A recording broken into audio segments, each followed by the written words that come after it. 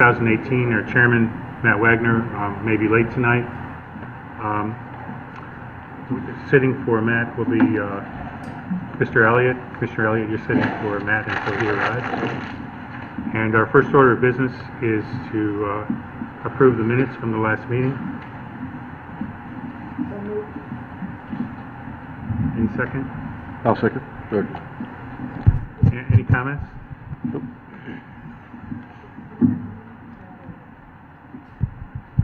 Steve? No, either one. It doesn't matter. Either one. I don't care. Mr. Michaels. Doesn't matter. So, Yes. If there are no comments, we're ready to vote. Yep. All in favor? Aye. Opposed? Abstentions? Our next item is our annual organizational meeting for the election of officers. Since we don't have all 7 regular members here, I'd entertain a motion to postpone the election. I'd make a motion to postpone the election of officers to our next meeting, January 8th, 2019. A second? Second, yeah. Any discussion? All those in favor? Aye. Opposed? Abstentions? Moving on to our first item in the executive session. I'm sorry, we still have the schedule of meetings. We have a schedule of meetings proposed, which has been circulated. Do I have a motion to approve?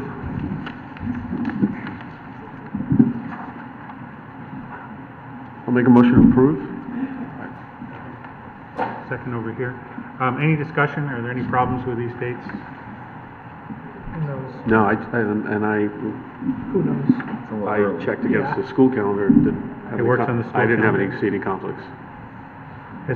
Are you seeing this for the first time? I am, but it doesn't make a difference. It's so far out. Tuesday evenings, it's fine.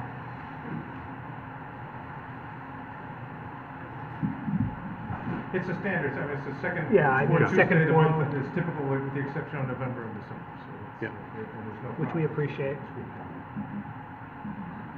Can we have a vote? All those in favor? Aye. Opposed? Abstentions? That's passed. All right, our first item in the executive session, 449 Mill Plain Road, request for a 90-day extension for recording the final subdivision map. Mr. Chairman, this is Mill Plain Road subdivision. It was a 2-lot subdivision approved by this commission in September. It's the Sturgis Cottage subdivision with the carriage house there. There are just a couple of housekeeping items that they are close to resolving before recording the map. This would be the first of 2 allowable extensions of the statute. And this is as of right? Yes, it is. Could I have a motion?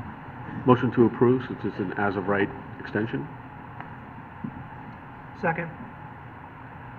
Any discussion? We ready to vote? All those in favor? Aye. Opposed? Abstentions? Carries. The next item, 400 Mill Plain Road. Request for 100% release of a $97,418 bond pertaining to special exception improvements. Okay, this is the Benchmark Assisted Living Facility, recently completed behind the Carrollton Convalescent Home on Mill Plain. There was some email exchange in your packet that they needed to do some guide rail before the final bond is released. That's now been done, and engineering is recommending 100% release of the bond. Can I have a motion? So moved. Move to approve the refund of the... Can you hear me? Is it not on? Okay, thank you. Any discussion? Nope. We ready to vote? All those in favor? Aye. Opposed? Abstentions? This item passes. Next is 479 Westway Road. Request of Westway Road LLC for 100% release of a $90,044 bond pertaining to special permanent improvements. Mr. Chairman, this is a Westway Road in Southport. This is the piece of property that lies between the railroad tracks and the turnpike. It's the site of a 19-unit condominium development that's been recently completed. You have a report in your packet from the engineering department signifying that all the bonded improvements are done, and they are recommending 100% release of the bond. Can I have a motion?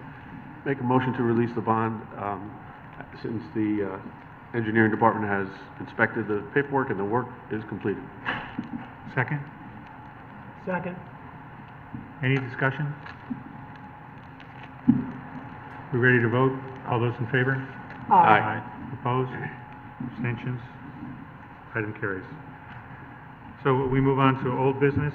The first item is the zoning regulation amendment, application of the Economic Development Commission to amend section 30.2 of the zoning regulations regarding cafe liquor permits for movie theaters. I just housekeeping matter, Mr. Chairman, in terms of who's voting on this. I know in speaking with Mr. Elliott today, you were put up on the video from the last meeting, and you were also, I did see the video. okay, all right, good. So everyone's up to speed. Okay, very good. So, the Economic Development Commission is seeking to amend section 30.2 of the regulations to exempt movie theaters from the 1,500-foot rule for cafe liquor permits. Presently, the regulations require that establishments with a cafe liquor permit be 1,500 feet from each other, door to door. The State Department of Consumer Protection that issues liquor licenses, there is no category of liquor license for a for-profit theater. Theater permits are limited to not-for-profit theaters, such as like Fairfield Theater Company, for example, has a theater liquor permit, but a movie theater is not eligible for a not-for-profit theater permit. And when the theaters at Bullard Square sought an application for a liquor permit, and it was determined that a cafe-type permit would be required. The theater is 1,400 feet plus or minus from the next nearest cafe permit establishment. That's Throw Flies, it's a Little Goose restaurant on Commerce Drive. They had made an application to the Zoning Board of Appeals to seek a variance from that. It was denied, and a year ago or so sought approval for a similar regulation amendment, which was denied by this commission a little over a year ago. The Economic Development Commission is proposing this amendment to help the Fairfield Theater establish a customer amenity that seems to be a growing trend in the industry. Since that matter a year ago, there's several other theaters in southwestern Connecticut that have made similar conversions for liquor service. So the standard conditions or considerations, I should say, for you for a regulation amendment is the proposal consistent with the plan of conservation and development? Does time, experience, and responsible planning for contemporary or future conditions reasonably indicate the need for the proposed amendment? Have circumstances changed substantially to warrant the requested amendment? Has it been demonstrated that the proposal is warranted and will serve the general health, welfare, and safety of the town? And does the proposal promote a level of development that would serve to protect property values in the neighborhood, enhance the community? And would the proposed amendment permit a level of development that would increase undue traffic congestion? And I think it was, the position of the EDC that since this is a growing trend, both nationally and locally, that they're looking to try to help the Fairfield Theater Company compete and hopefully stay in operation at that location. That is all I have, Mr. Chairman. So, can I have a proposal? Mr. Chairman, I move to approve.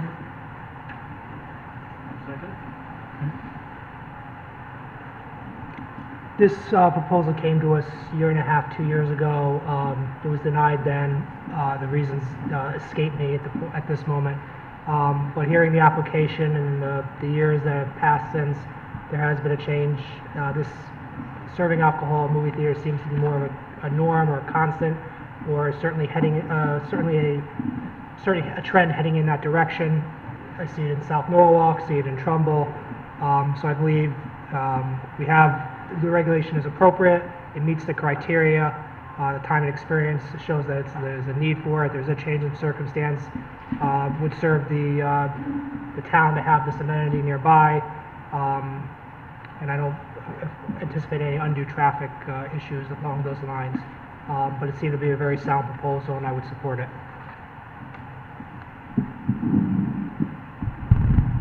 I would concur with those comments, and again, in terms of the Microphone. viability of the theaters and economic development, is on. I think we should pass this amendment. Any other comments? I seem to remember that one of the reasons that we did not approve this in the past was a concern over underage drinking. But I think we've seen from the experience of other theaters in the area that that has not been shown up as a problem.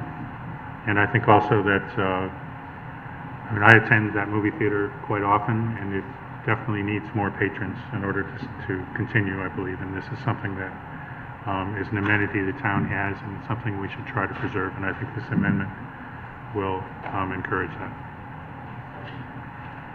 So Just to tack on to that, if you haven't been, the one in Trumbull was recently reopened, well, I guess they did it in stages.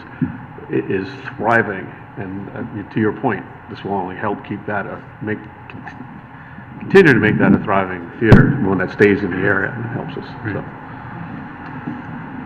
So we're ready to vote. All those in favor?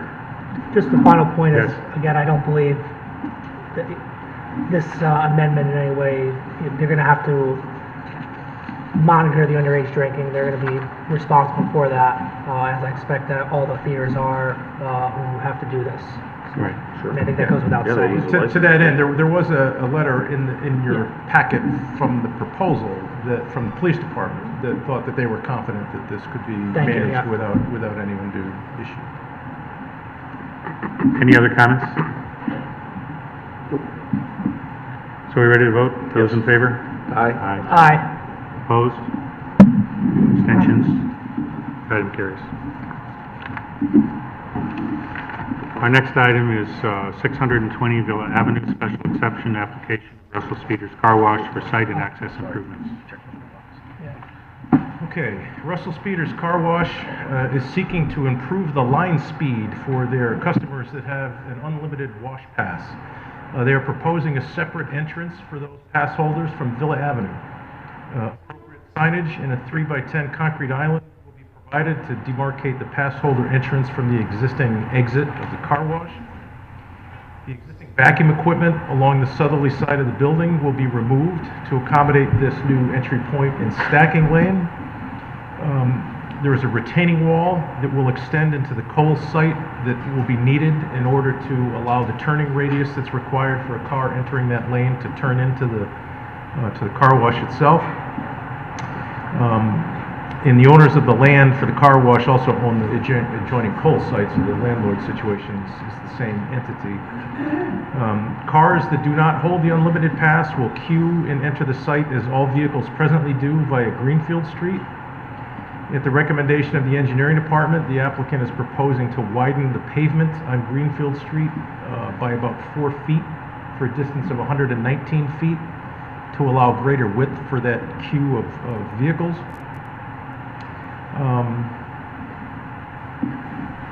Other comments from the engineering department include that the retaining wall may need a building permit because portions of it may exceed 3 feet in height. They recommend pavement marking arrows for entrance and exit at all access points. If relocate all existing signs affected by the road widening and provide road cross sections to their standards. This is a special exception application, and the considerations for those applications are found in section 27.4 of our regulations, and they include, number one, is the location, type, character, and size of the use in buildings in harmony with and conform to the appropriate and orderly development of the town and neighborhood, and do not hinder or discourage the use of adjacent property. Is the nature and location of the use in buildings such that there will be adequate access for fire protection? Are the streets serving the proposed use adequate to carry prospective traffic with provision made for entering and leaving the property without creating undue hazard to traffic or congestion? Is adequate landscaping been provided, and is the proposed use in compliance with the plan of conservation and development? And that's, unless there's any questions, that's all I have at this point, Mr. Chairman. So can we have a motion for discussion? I'll move to approve. Okay. Any second? For discussion purposes, I'll second. Okay. Mr. Hawley? Yes. Well, what we have here is a plan, hopefully to improve an existing use at Greenfield Street. If I may inquire of staff, is the widening along Greenfield Street a part of the existing plan, or is that a condition that we might want to impose? It's part, they proposed it as part of their Yeah. plan, so it would be, we could certainly, if the commission votes to approve it, it would be part of the condition, we would bond for that improvement. So based upon that, I think it would improve the traffic problems that occasionally develop, particularly in the summer on Greenfield Street. I think we have to rely on the applicant who has prior experience with the speed pass, that the designated lane for their speed pass will in fact speed up the use of the car wash and avoid any undue congestion. So based upon that, I would approve this application. Any other comments? I do. While I seconded it for discussion purposes, my belief is that the commission should deny without prejudice.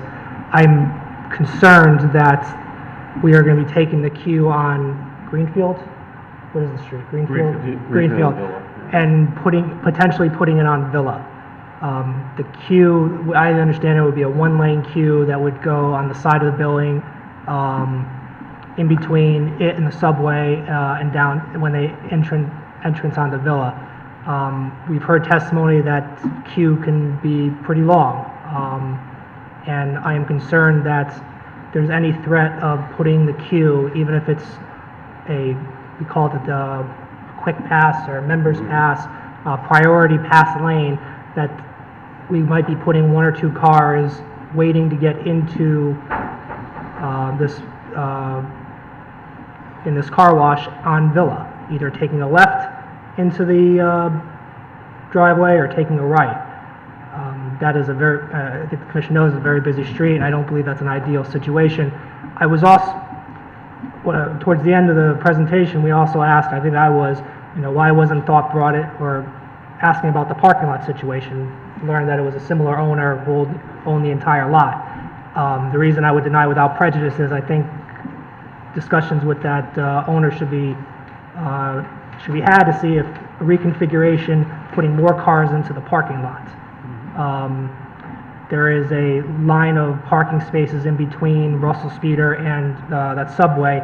I don't know what the requirement of the parking lot spaces are for Kohl's and for the area there.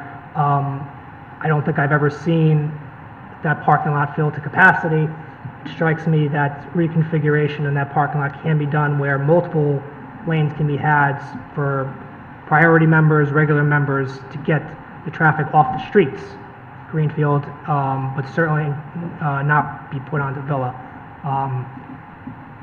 My final point is the neighbor spoke about having some issues with their neighbor, the Russell Speeder, with wax buildup and some other issues. Certainly sympathetic to that. This may not be the best forum to address those issues. I would encourage them to talk to the town, health department, police department, whoever they see fit. But as I said, between the traffic possibly going on Villa and the option, it seems to be, at least on my view, that there could be reconfiguration of the parking lots, I would deny without prejudice.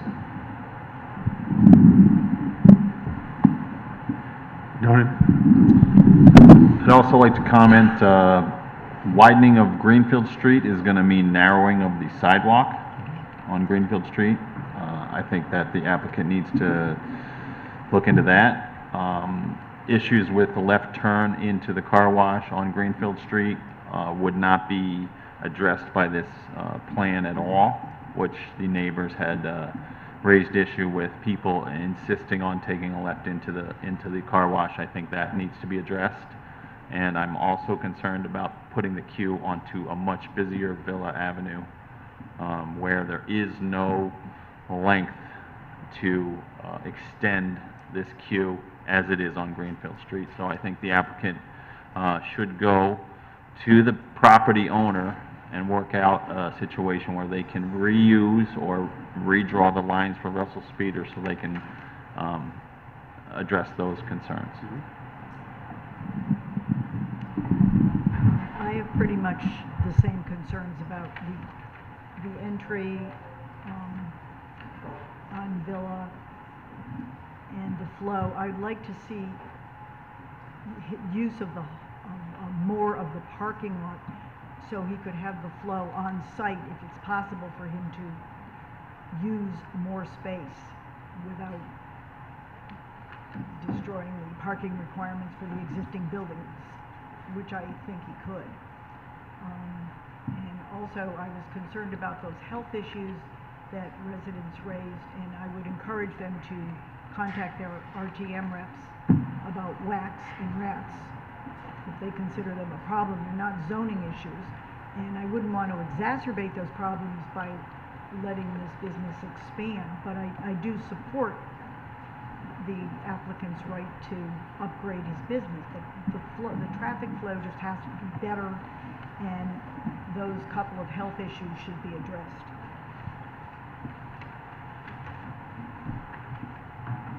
Anyone else? Nothing to add to that. I agree with most of what's been said. I think that the business did get approval to narrow the sidewalk on Greenfield, but I think we had some testimony that that sidewalk was used heavily and that narrowing it maybe wasn't the best idea. In addition to the other problems, I think that there's an issue of having both an entrance and an exit immediately next to each other on Villa Avenue in a very short, busy block with many curb cuts and stop signs nearby. I don't think that would create a good situation. And looking at our standards, one of them is to whether the street is adequate for the traffic, and I don't think that it meets that standard. Our motion is to approve. So if we are voting on this, I like the idea of denying without prejudice. Well, I don't know that there's, if I may, Mr. Chairman, if the motion on the table is to approve, if that motion fails, it would be a denial of the application. Right. I don't know that you really need to distinguish between a denial and a denial without prejudice. Really is not much of a distinction. They would need, from what I've heard articulated, they would need to make a pretty substantial change to the plan in order to resubmit it. So whether it's a denial or denial of prejudice really is a distinction. Okay. There's not like a time frame for them to come Right, back. right. Oh, okay. It really would be a distinction without a difference in that, Okay. You've got a motion to deal with. If it fails, it would be a denial. If it's approved, then obviously it's an approval, but it doesn't sound like. No, I thought there was a time lag. There for- can be, depending on, there really is not a legal distinction So, there. fair enough. Mr. Levy, did you want to say something? I'd just like to point out that in terms of my endorsement of this plan, I appreciate all the concerns that have been raised. But I do note that the existing proposal would allow for 12 cars to get in line. And while I certainly see that there might be other alternatives, from my familiarity with the area, this is an improvement over what is there. Okay.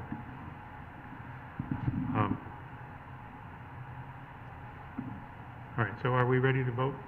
I think so. Any other comments? All right, so it's a motion to approve. All those in favor? Aye. All those opposed? Aye. Any abstentions? So the motion fails. Okay, next item. 500 Algonquin Road, special exception application for Brookline Country Club pertaining to a new maintenance and paddle tennis facilities.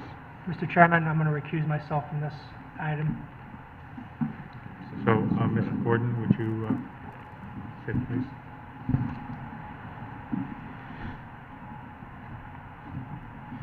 Okay, Mr. Chairman, the Brooklawn Country Club is seeking to replace their existing maintenance buildings and paddle tennis facilities. The existing facilities are in the center of their property with a driveway access via Cornell Road. The new facilities would occupy roughly the same footprint as the existing, except the orientation of the paddle tennis facility and the maintenance facility would be reversed. And there will be 4 paddle tennis courts proposed where 3 presently exist. The considerations for approval for a special exception are found in section 27.4, which we just heard. Is the location, type, character, and size of buildings in harmony with and conform to the appropriate or development of the town and neighborhood? Is the nature of the location of the use of buildings or structures such that there will be adequate access for fire protection? Are the streets serving the proposed use adequate to carry prospective traffic with provision made for entering or leaving the property without creating undue hazard or traffic congestion? Is adequate landscaping been provided, and is the use in compliance with the plan of conservation and development? That is all I have, Mr. Chairman. Can I have a motion? Motion to approve? Any second? Second, Mr. Elliott? This is a pretty straightforward application. They're basically swapping buildings on an existing site. It's not going to affect the changes in the traffic for the area. The landscaping is in the dead center of a country club golf course, so there's plenty of landscaping. It's not an issue. It's already working in compliance and in conjunction with the neighborhood and along the lines of our POCD, so I see no problem with it. Mr. Elliott?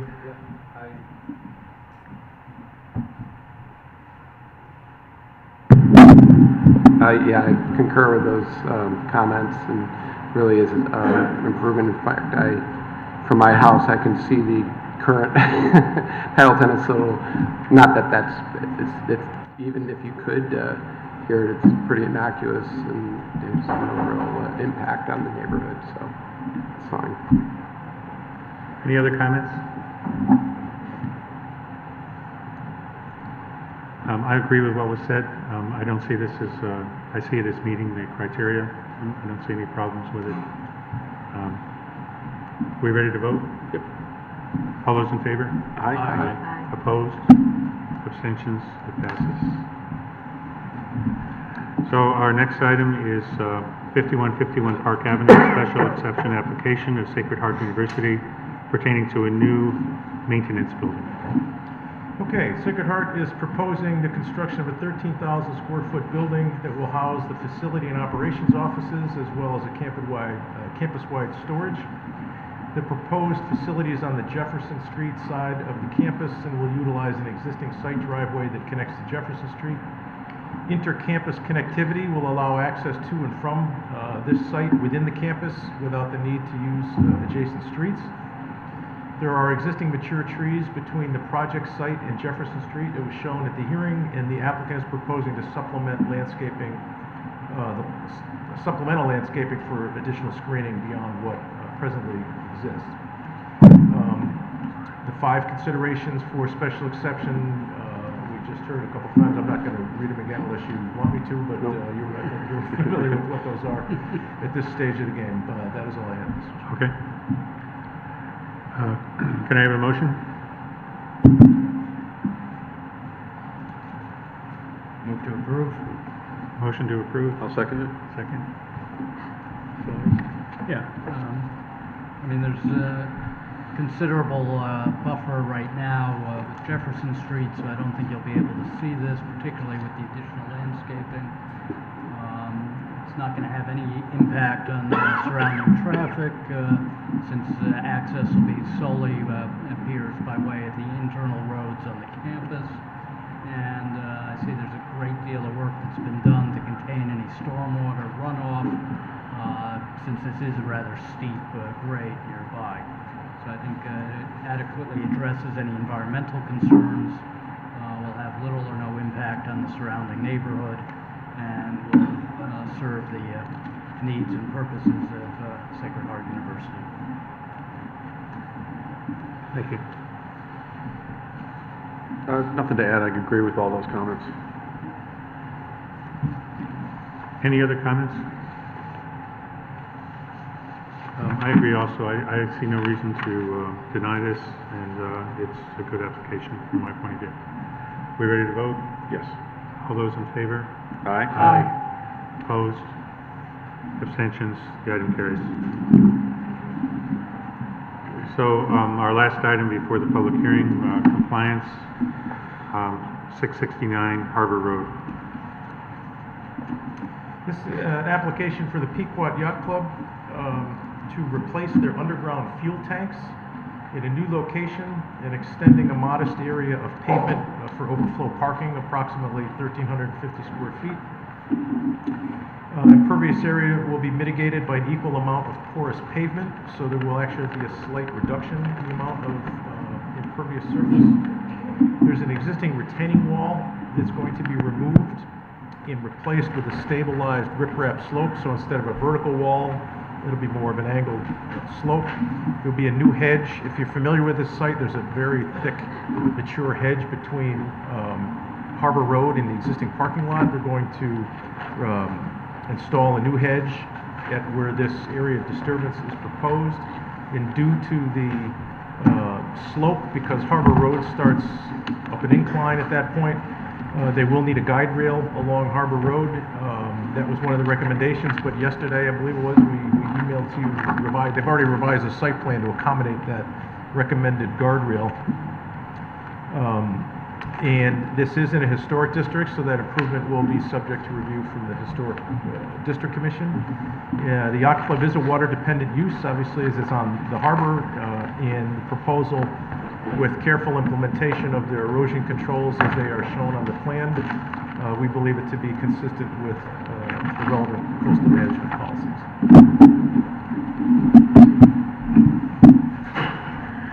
Can we have a motion? We have the option of recommending this for public hearing as well. Absolutely, yes. Right, okay. Any proposal?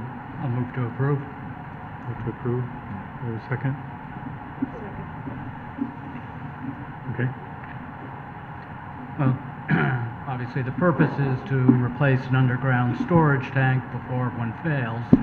So it's certainly a concern that should be addressed, and it's being addressed. As far as the additional paving, as long as they provided for an offset by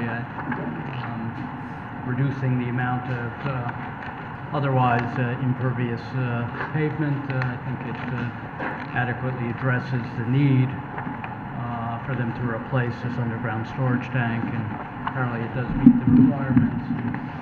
The coastal site plan material is quite extensive, and they've made adequate provisions to avoid any environmental problems. So based on that, we'll move to approve it.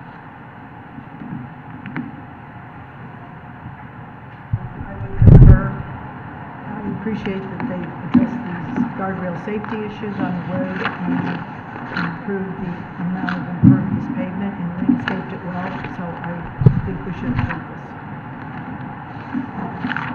Question for staff. Did DEP need to review this? No, it's not required. We did. I have two concerns. One is I don't look at the coastal site plan reviews often. There doesn't seem to be any conclusion in the report. It doesn't offer an opinion. It does say that items are adequate or not. Is that the normal course? Yeah, typically what a coastal site plan narrative includes is a inventory of what the relevant coastal resources are on or adjacent to the property, and then it's a kind of a listing of the statute, the coastal management statute lists for each resource 2 or 3 or 4 policies, so they list the relevant policies, and then the next phase of the narrative is how the project is consistent or inconsistent with those policies. So, in review of that, we believe the report indicates that the proposal is consistent with the relevant policies. Another question. These are buried fuel tanks, Yes. correct? Are they monitored, or do they have a lifespan that's monitored? Yeah, the reason they're replacing them now is because they believe the existing tanks are near their lifespan, but there is a electric monitoring system within the tanks themselves that will have alert. There's spillage containment, and then there's also now electric monitoring that will be able to identify if there is a leak and create a signal before it becomes Right. apparent. Okay. Is there any other comment? We ready to vote? All those in favor? Aye. Opposed? Abstentions? The item carries. So, the next, we're gonna move to the, public hearing now. We'll take a 5-minute break and then start.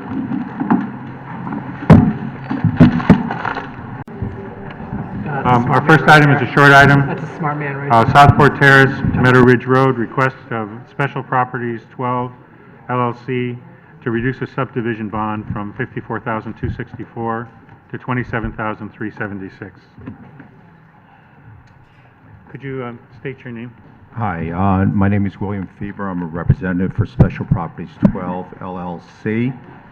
I'm here before you to request the bond reduction for the subdivision associated up on Southport Terrace and Meadow Ridge Road from a value of $54,264 to $27,376 based upon work completed.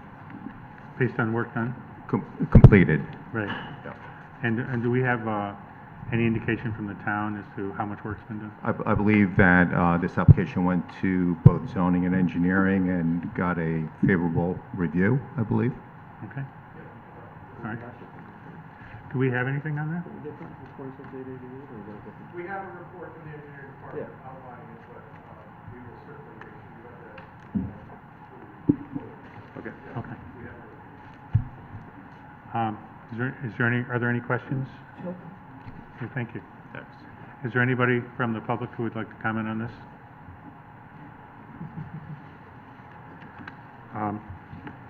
Given that, we'll close the public hearing on this item and discuss it at our next meeting. Okay, our next item, we have 2 items that I think we can take together, 766 and 780 Old Post Road.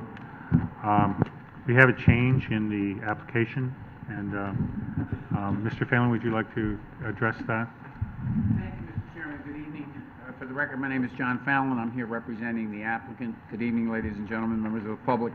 I think we find ourselves in the hearing here in the middle of public comment, so I'm going to, just as the chair requests, briefly just give you an update in terms of revisions to the plans we filed, and then I'll reserve any other remarks that I have, and I think I will have a few for my final summary after public comment is concluded. As I said at the hearing originally last month, the formula for density in the design residence district applicable to this property would allow a density of 9 units. As you know, we filed the application originally calling for an 8-unit development. We've submitted revised plans some weeks ago, further reducing the proposed number of residential dwellings from 8 to 6. This modification reduces the overall number of single-family residential townhomes by 25% from the original application and 33% from the regulation, what the regulation formula would allow. You have the revised site plan. We did a revised rendering of the 6-unit proposal, and you have that as well, and it's mounted behind me. This was done by the applicant in an effort to address constructively comments and concerns raised by members of the public at the public hearing on October 23rd. There were comments at the time with regard to provisions for a larger buffer area and also lower density. And so after consideration, we determined to revise the plans in the manner that we have, and I'll look forward to addressing further comments to the commission at the close of the public comments. All right, One thank you. question of clarification. Yes, Mr. Chairman. Are the units the same size that they were? Yes. Okay, thank you. Thank you. One other question. I'm sorry. Cal? Yes, Mr. Woody. In terms of the sight lines, it appears that the distance from the southern boundary is still the same, roughly 28 feet, but that the western boundary has doubled from 30 to 60. Is that correct? That's correct. Thank you. Thank you. Ms. Question, Francis. this is not in a floodplain zone, is it? Pardon me? This is not in the floodplain No. zone, is it? No, it's So not. the garages don't have to be underneath? No. This is not in the floodplain zone. No, they do not. So if you put them beside it, you wouldn't have the height that so many people are objecting to? Well, what I would say to you about that is, first of all, we think aesthetically and architecturally, the garages are much more appropriate below, as shown here. Secondly, the height of this is well within the limitations for the zone, and consistent with, and indeed less than, a lot of the height of the structures along the Old Post Road. I believe our height... It's 40 feet, isn't it? 39, so it's within the height limitation, and I... It's 40? Correct. Any other questions before I take my seat? We'll be back. Thank you. So our procedure now is to take comments from the public, one at a time. You can speak as long as you like, but it'd be great if you, not a lot of repetition. Mr. Chairman, if I may ask, as you know, Benjamin Proto, I represent Joseph and Lillian Pesci and Todd Bolt and Melinda Boa, and spoke previously on their behalf. I wanted to clarify a couple things that Mr. Attorney Fallon said. The residents, and particularly my clients, did not object to the density. They objected to the entire project.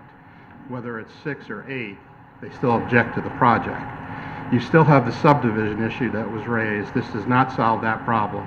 This does not solve the problem that was raised by our traffic engineer in regard to the ability of larger vehicles to enter and exit the property in the event of emergency. This is open to the public. Mr. Proto spoke for over 45 minutes on October 23rd. He's now regurgitating things he's already said. I have not addressed what he said because I will address that in rebuttal. But I don't think it's appropriate, I don't think it's fair, I don't think it's consistent with our procedures. I don't think it's fair to the public to allow Mr. Proto to have a second bite. Mr. Fallon, he seems to be addressing changes to the application. That was his first time. If I may, Mr. Chairman, Attorney Fallon was not kind enough to share any of this with us. So this is the first time we're seeing it. So everyone here tonight was here to speak in regards to an application that was presented a month ago, actually a number of months ago, that we had to postpone this hearing for.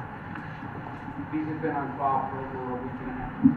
Yeah. And Mr. Proto knows very well that we are reducing. Excuse me, quiet. This man has nothing to say. So, excuse me, Mr. Fallon, would you, Where are the changes we were making 2 weeks Yeah. ago? That's not correct. would you keep your comments to the changes in the application? Of course. Okay. The subdivision issue is still in play, regardless of how many units there are. The changes don't change anything that was presented. All it does is reduce the density. That's it. The issues that exist still exist. They haven't changed anything. Right. So those are the So- the issues you covered. So the issues that we last hearing. covered earlier are still in play. Okay. Mr. Fallon's comments don't change that. And in fact, Mr. Fallon's comments that he's addressing the density issue was never an issue. The entire project was the issue. Okay. So, I mean, you told us that the density is not an issue and that the other conditions still, the other objections still obtain. Do you have anything new related to the reduction in the number of units? Just having seen it at this point, no. And so at this point, we're at a disadvantage to be able to address the changes that were presented. However, I think the issues that were raised, as I said, still exist, and there are many people here this evening who are Okay. going to address the problems that they see with this proposal, whether it's 6 units, 8 units, or 2 units. All right. So let's move on to that. Thank you. We have someone come. Please come ahead.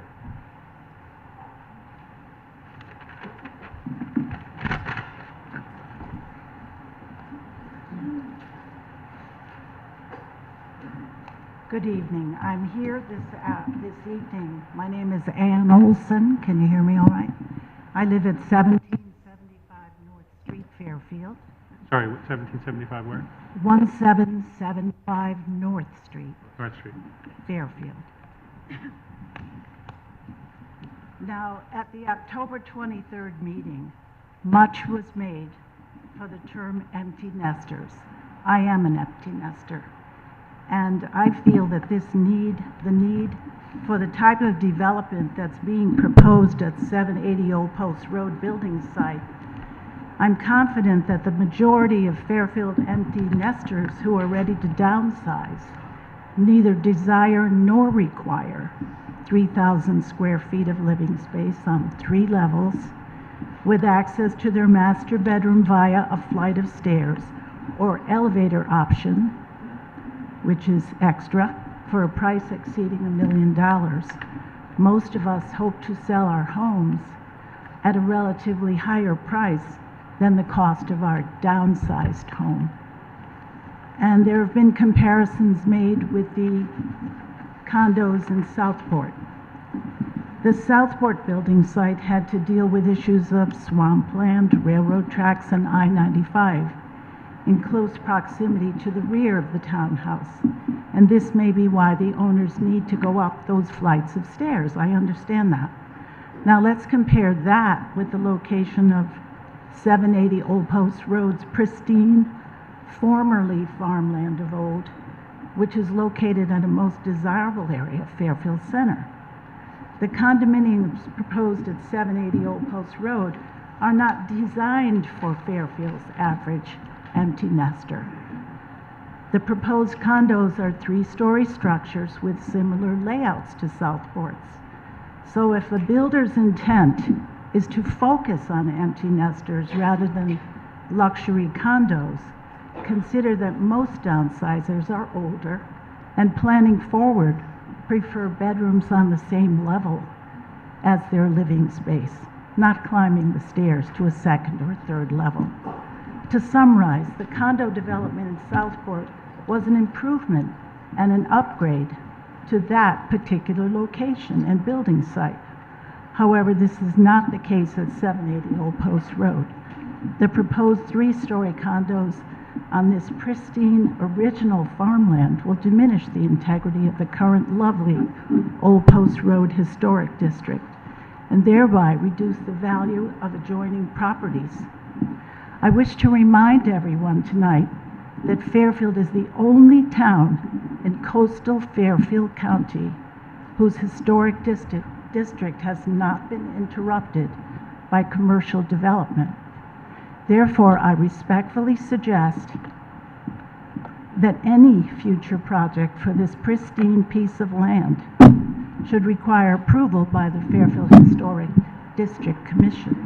My hope is that any endeavor to be undertaken will complement and enhance the Old Post Road District. The present proposal does not. Appropriate uses for this property would be a single-family home as currently zoned.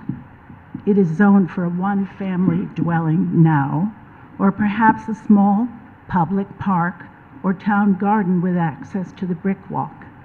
This could provide a central focal point for downtown area. It would add to the shopping experience. It would increase business volume in the shops and restaurants and business endeavors. Thus, it would lend a charming ambiance to downtown Fairfield Center. A plan like this would be win-win for the Post Road commercial area too. Let's not disappoint our founding fathers who created the town plan for the future of its citizenry. I certainly hope we can do better than having a 3-story condo complex towering over the Old Post Road's historic district. Therefore, as a concerned, tax-paying citizen, I advise the TPZ to deny the zoning for this property. Thank you. Thank you.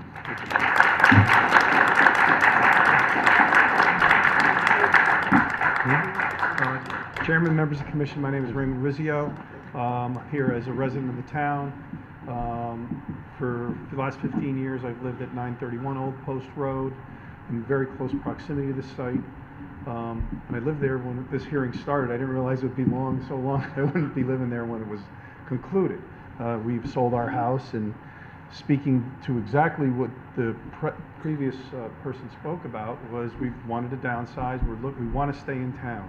I'm very familiar with development. I've appeared before you many times, and I'm sure you're happy I'm not here as an attorney tonight. But I won't be repeating myself like I normally do.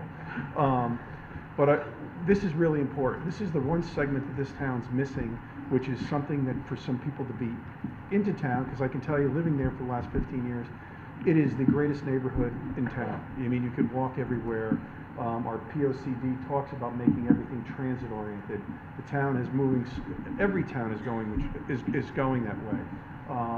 This is zoned for single family houses, and I'd much rather see a private road go in there where people would be able to control who goes in versus somebody putting in a public road, which would be 50 foot wide, and maybe you get 2 or 3 houses in there, and you end up in a situation where you have public access to the rear of other people's properties.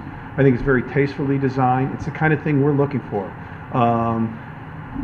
You know, just because you're looking to downsize doesn't mean you're looking to also minimize. And I think the fact that this is done in a very classy manner, I think the location is tremendous. I don't think the traffic, having lived there for the last 15 years and right on the Old Post Road, I don't think the traffic of 6 additional units is going to make any bit of difference. I'm sure Mr. Galante is on this matter. I'm sure he's talked about that already. And everybody says traffic, traffic, traffic. 6 units on the 6 more units on the Old Post Road is not going to change the level of service or change anybody's ability to get anywhere. But I can tell you that this is the type of project we're looking for. This is the type of project, if you go to all the towns that are moving toward having a livable, local, walkable development. We don't have that in town. We don't have that anywhere. And luckily, this jewel of a piece of property, I think, can be conserved versus having a road and a 50-foot road and a traditional subdivision back there. I think by being able to cluster the homes, you get more green space, you get more privacy. By having a private road, you also get to control the security and access to the site. And frankly, it's not going to be children. There's not going to be a drag on services nor any cost to the town. I could go on, but Mr. Fallon will take care of that part of it. So I want to thank you all for giving me the time to express support for this project, and I really would hope that you pass this project, because I think it's very important that Fairfield start to think a little bit outside the box. Your DRD's there for a reason. I think we should take advantage of it, especially in these in-town locations where we can be creative, still be conservative, and still protect the values of the surrounding neighborhoods. I thank you for your time. Thank you.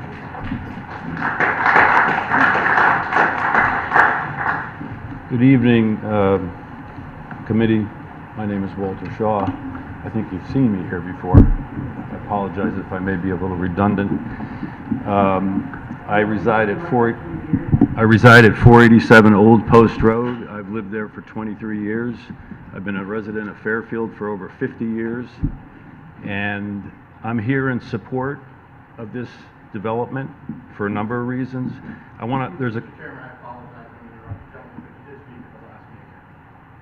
But there have been changes to the design, so I think that gives me a little leeway to speak. I think the changes are not substantial, and we are looking to hear from people who haven't spoken yet. Okay. Can I make one point? Yes. An email letter was sent to the commission by Jill Vergara, one of my neighbors. We read and it's compelling, and I highly suggest we you read read the it. letter. Okay. Thank you. Thank you for your time. Good evening. My name is Charles Abercrombie. I live at 251 Penfield Road and have lived there since 1997. I'm here to speak in opposition to this application. First, I would say that with respect to the recent change, keeping in mind that this is a tract of land that is currently zoned for a one-family residence, that the fact that it has been moved from 8 to 6 is immaterial. I'd also like to address a couple of comments that were made earlier by people who spoke. One person and I guess perhaps more, have alleged that there was a need and a demand for this type of housing in Fairfield. However, according to the town tax assessor, there are 2,074 residential condominium units in Fairfield, and that's just in Fairfield. That's substantially more than the 1,200 households that are in the entire Beach to Reef Road and south of Old Post Road beach area. So that's 2,074 units that are available to people. It's also noteworthy that during his presentation, counsel for the applicant seamlessly transitioned from describing this project as good for both empty nesters and for young professionals. I won't repeat what I believe is the obvious as to why this is not an appropriate project for empty nesters. You've just heard the lady who spoke eloquently before me. However, what I would ask you to look at is the impact on the neighborhood and the deleterious effect on the character of the neighborhood by a project that fundamentally looks like a Marriott Motor Inn. The beach area is an area that is already under significant stress. I'd ask you to consider what we have there already. We have 2 major beaches with 2 pavilions at one of them, town hall government offices, the YMCA, the Burr Homestead with all of its many events.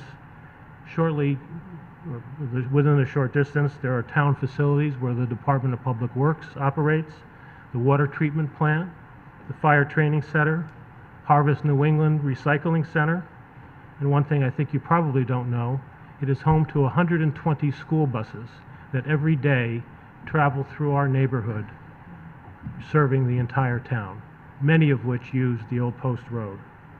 This project would exert additional stress on the neighborhood. Finally, I'd say that one thing that you should keep in mind, obviously, and that is that someone should not get a zoning change just for the asking. The owner of this property knew when that property was acquired that this was zoned for a one-family residence, and that is how it should remain. You have over 200 petition signatures opposing this. I know that many people have also written to you in emails and written in letters, including one RTM representative from District 9 who voiced his opposition to this. With all of that said, the neighborhood overall does not want this. Thank you. Thank you.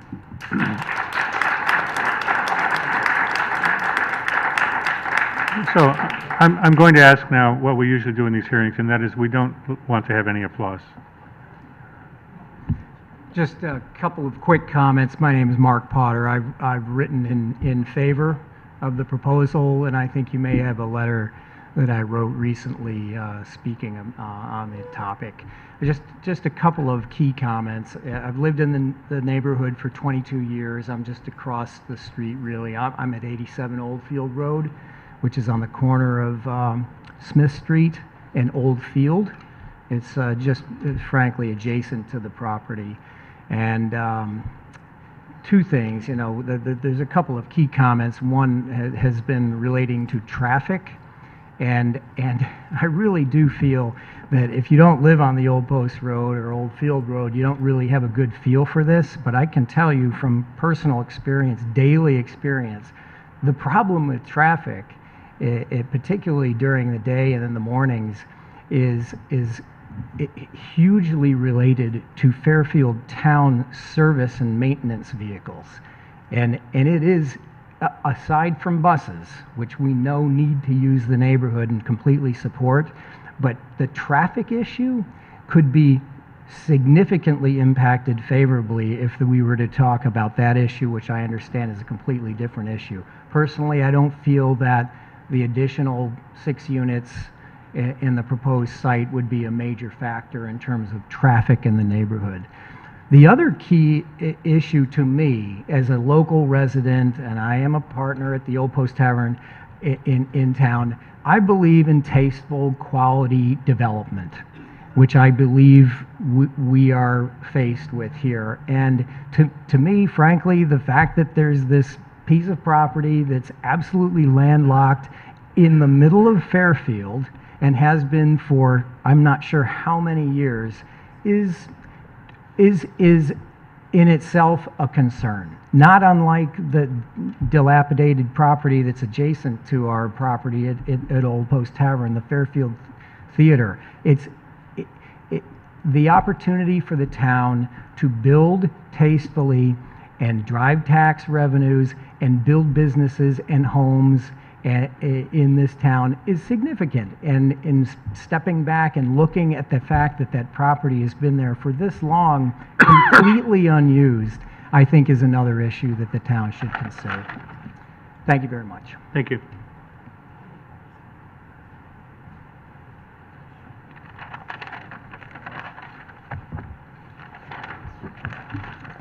Good evening. My name is James Hawley. I've been a resident in the town since 1969. I currently live at 820 Silver Spring Road.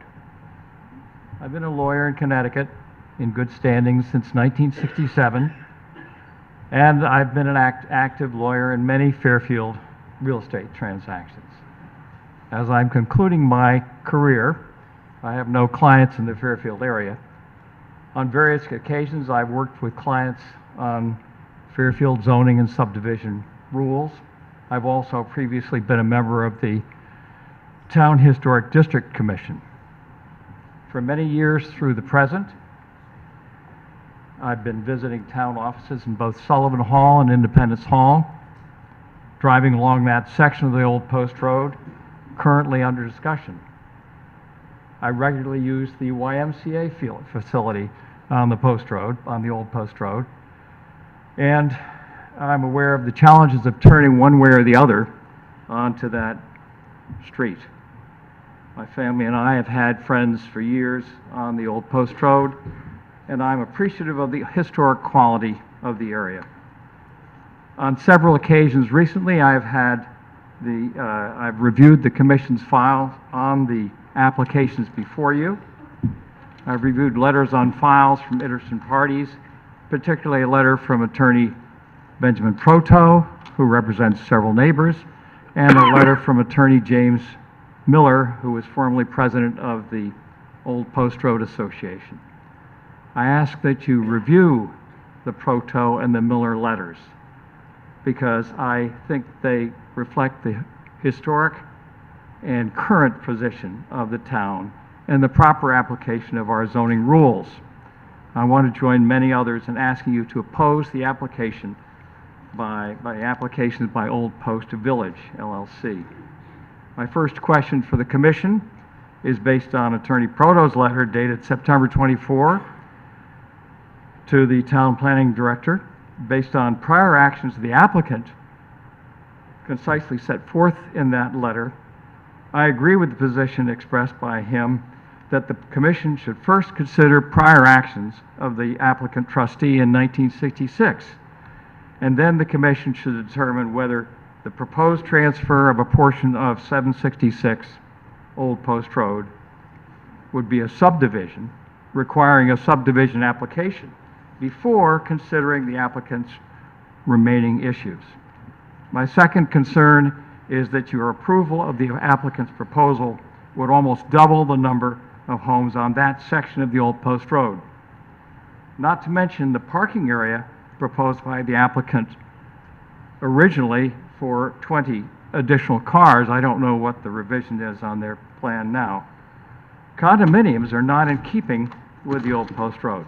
A zoning change to design residential would benefit only the developer and would not create a transition and buffer between the commercial and residential properties. I strongly recommend that the historical character of Old Post Road be preserved. It is a well-established single-family residential area with stately, older colonial homes. There are single-family houses surrounding the applicant's site. As Attorney James Miller stated in his comprehensive October 8th letter to this Commission, a proper transition would be the addition of a single-family home. Finally, I have read the traffic report filed with the Commission at the request of Old Post Road residents on October 8 by D.L. Spear Traffic Engineering Firm. The Spear report persuasively shows the dangers of interlocking left turn traffic patterns. As a regular driver to and from the YMCA, I am persuaded by the Spear Report conclusion that a side street driver, such as those coming from Penfield Road or from the YMCA, will struggle to search for a gap to allow the driver to find a lane on the Old Post Road. I reflected on the traffic challenge today at 3:30 p.m. as I drove west on the Old Post Road, past more than 16 cars lined up before the intersection of Beach Road and Old Post Road, before I passed the Byrne Mansion. It is remarkable to me that the traffic risks just mentioned were not mentioned in the Clark traffic report submitted by the applicant. I've reviewed some of the assumptions in the Clark report. It is striking that the Clark report is based on data collected on and after March 16th, in between March storms, which we experienced, when the traffic flow might have been substantially reduced. Using such reduced activity as a base, the Clark report predicts a merely incidental increase in traffic in that area in 2020. We know about predictions. No mention is made of the turning type crash risks, which the Spear report says will be increased by the applicant's village. My opinion is that the Clark report may underestimate the traffic risks inherent in the application. In conclusion, I ask the Commission to consider the Proto letter and the Miller letter again and reject the applications at issue. I thank you for your service to the town. Quick question for you, sir. Are you here as an individual or are you here representing? I don't represent anybody in Thank you. Fairfield. Thank you.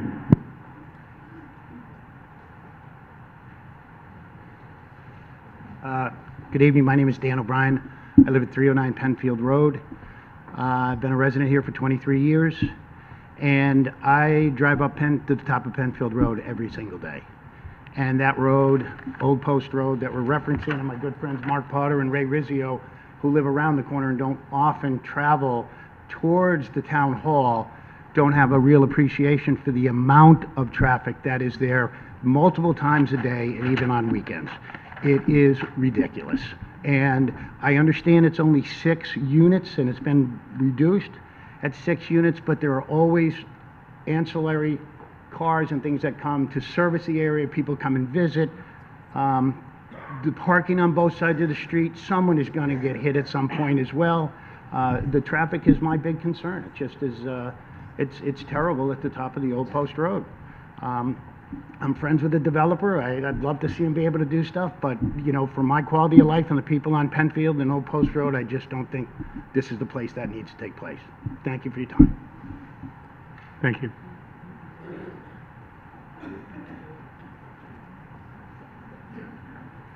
Good evening, everyone. My name is Mara Neville Abercrombie. I live at 251 Penfield Road, and I've lived there for the past 21 years. And Emily Williams, who is a resident of 915 Old Post Road, sent you only today, I believe, a letter, which she asked me to read. With your permission, Have we already received the letter? I'm sorry? Have we already received the letter? I don't know. I don't know. Can I do this quickly? Yes, go ahead. Dear TPZ Commission members, I am writing to you in opposition to the proposed zoning variance for 766 and 780 Old Post Road to change from single residence to multi-residence for a 6 to 8 unit condominium development for the following reasons. Preserve the historic district. As an Old Post Road resident, my husband and I considered it an honor and a privilege to own a historic home in Fairfield. One of the reasons we bought the home in Fairfield 4 years ago because we immediately gravitated to one of the only historic town centers with residential homes in Fairfield County. You can't find a historic district like Fairfield's in another town. Living in the historic district requires complying with the guidance of preserving the historic nature of the area. Building a 6 or 8 unit condominium development in the heart of the historic district, yes, technically the backyard is not historic, across from the Burr Mansion, did you know John Hancock was married there? Is a jarring juxtaposition. How can we think about building a complex that looks like a residence inn across from one of the most historic buildings in our country and allow it to have an Old Post Road address? When I look at the picture of the condos, I automatically think This is the type of building we will look at in 40 years and say, what were we thinking? Similar to the 1960s architecture we have today. Not only is the design a disgrace, the developers claim you will not be able to see it. Unless they will be planting redwoods, I have no idea how that can be the case. If you drive by the property today, you can clearly see the brick walk. How would they hide a 40-foot structure? Are any of the buildings in Fairfield downtown even 40 feet tall? Traffic congestion. I attended the original meeting back in October. The traffic study suggested the driveway would be a right turn only due to the close proximity to Penfield Road. That means all cars leaving the driveway would have to make a right turn and quickly be at the corner of Old Post Road and Old Post Road heading to the library. My house happens to be on the corner, and there have been multiple traffic incidents. I personally know 2 individuals who have been hit by cars. The Fairfield police have received many complaints regarding the already traffic-heavy intersection. I fear residents in a 6 or 8 unit condo development that must turn to that corner will only add to the issue. Add in delivery trucks and that can be a real problem. Of course, we already have a road that is often busy with all of the events that happen at the Burr Homestead. The traffic study said they would take away some parking spots in front of the structure. Where will those cars park for Burr Homestead events? Finally, the Old Post Road is a police commission approved town bicycle route. Adding another driveway that will be home for 6 or 8 families to a bicycle route could be deadly. In addition, how will the residents of the condo development walk into town, quote unquote? The driveway will not be wide enough to have a sidewalk, and there isn't a sidewalk on that section of Old Post Road. Doesn't seem like a safe walkable environment for the condo residents. This will not solve housing for seniors and millennials. I believe Fairfield downtown should expand and grow with the demographics. I believe we are already doing that with 3 approved apartment/condo buildings. Forgive me if I don't have my facts right, but in general, I believe an 80-unit condo is planned near the train station, 120 units planned across from Mill Plain Road near Starbucks, and a smaller building at the corner of Ruane and Post Road. If I have my facts right, Fairfield will have over 200 additional units available in 2019-2020 for seniors and millennials. Are these 6 or 8 condo units going to make an impact? Also, do $1 million, 3,000 square foot condos really fit the bill for seniors who want to downsize? While I fully believe in economic development, I believe any development must be appropriate and fit the character of the neighborhood. The historic district has a higher standard than other neighborhoods. We are obligated to preserve and protect our history. In addition, we must pay close attention to an area that already has traffic congestion issues and is a police commission approved town bicycle route. Thank you for your consideration. Emily Calgagno Williams, 915 Old Post Road. Thank you very much. Thank you.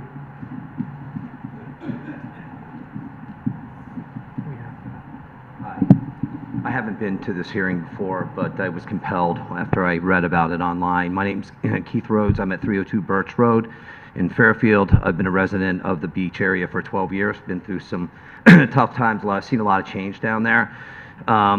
If you're familiar with my name, I put together a petition for the community theater to urge the Pollocks and the Gorbat and Colonial Realty to put that, get that up.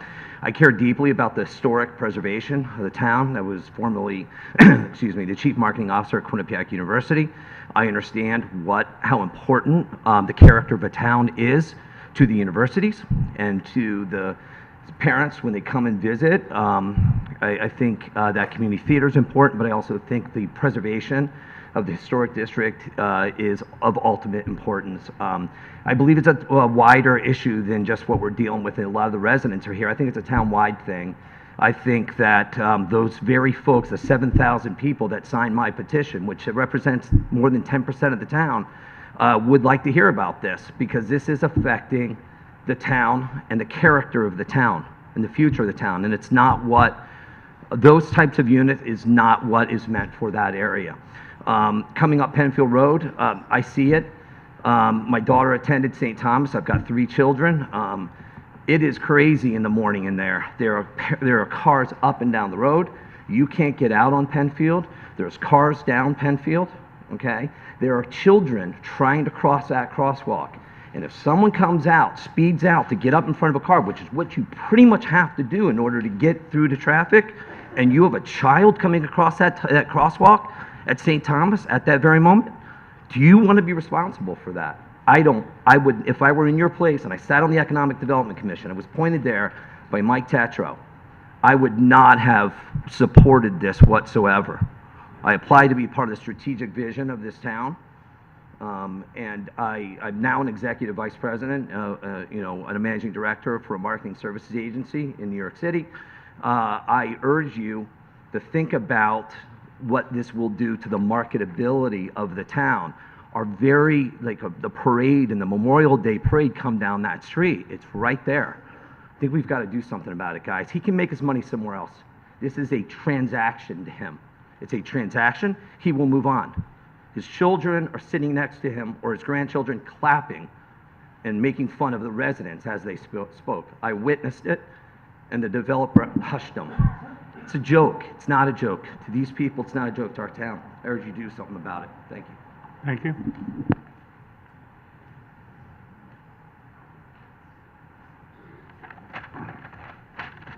Good evening. My name is Paul Hallis. Apologize for the voice.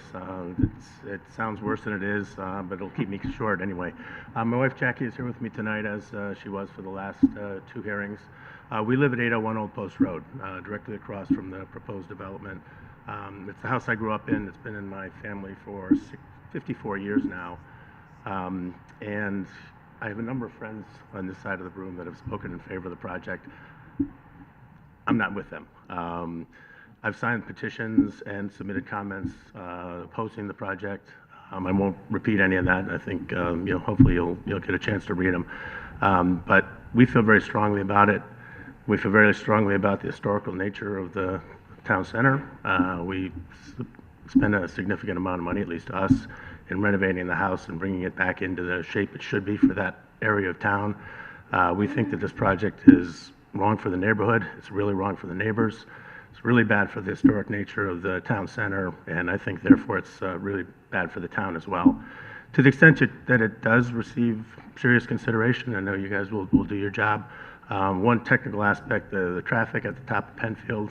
I've been watching accidents and near accidents there for 50 years, not continuously, but for more than half of that time frame. I don't think there's a harder left turn in Fairfield than Penfield onto Old Post, going left. Cars parked on the right-hand side, you can't see very well. We talked about the interlocking left turns. I think there's going to be a no left turn coming out of the roadway for the project. I don't know who's going to enforce that, or how well it'll be enforced. I'm also very much concerned about a left turn into that project when someone else is taking a left turn out of Penfield. You're both shooting for the same gap, and that gap, as people have said, doesn't come often, and it's not very big. The other thing to think about is that I believe the traffic expert for the applicant was very far off in their calculations as to how many parking spaces would have to be removed. If you take from West Morgan to the front of 760, it's about 220 feet, I think. I haven't marked it off. Our property is 150 feet wide, and it extends well beyond that to either side. So that's probably 10, 12 cars that can't park there for Burr Homestead events. What that does to the traffic in that neighborhood and how far down cars are not going to have to park, endangering kids that are walking to Christmas events. I invite you to go down there at some point during the during the Christmas holidays. It's chock full. I have good friends at either end of the Old Post Road who have the benefit of 4-way stop signs or 3-way stop signs controlling their traffic. It's nothing like that at Penfield. It's one way. So anyway, thank you for your time. Appreciate all the patience you have in going through all of this, and I'm happy to support those who oppose the project. Thank you. Thank you.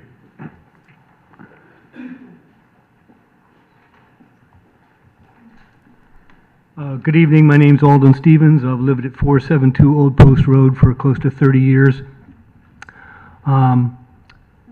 Just a couple of points in support of the project. I've seen the plans. I think that the luxury townhomes fit in quite nicely with other portions of the town. And with regard to the traffic, I think all the traffic points that people have made this evening exist regardless of whether they put 6 units into that street. If people have a problem with the traffic now, they should address that and not use it as an excuse for preventing 6 units from being put in that area. I think that these units will create a dramatic increase in real estate taxes paid to the town, and for those reasons, I strongly support the residential development. Thank you.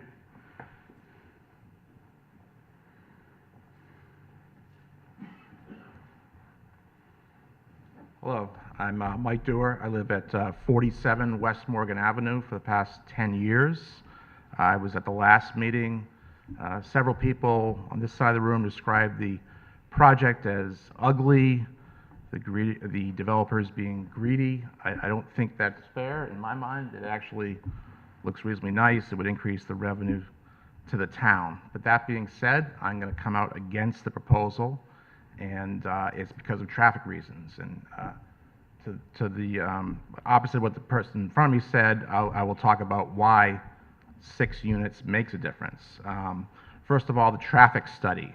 The traffic study said, regarding West Morgan Avenue, where I've lived for the last 10 years, between 2 and 5 vehicles exit and enter the street between 5 and 6 p.m. I have 4 drivers in my driveway, and I can tell you my house alone has more traffic coming out of it at that time of day, between religious ed classes, sports, what have you, okay?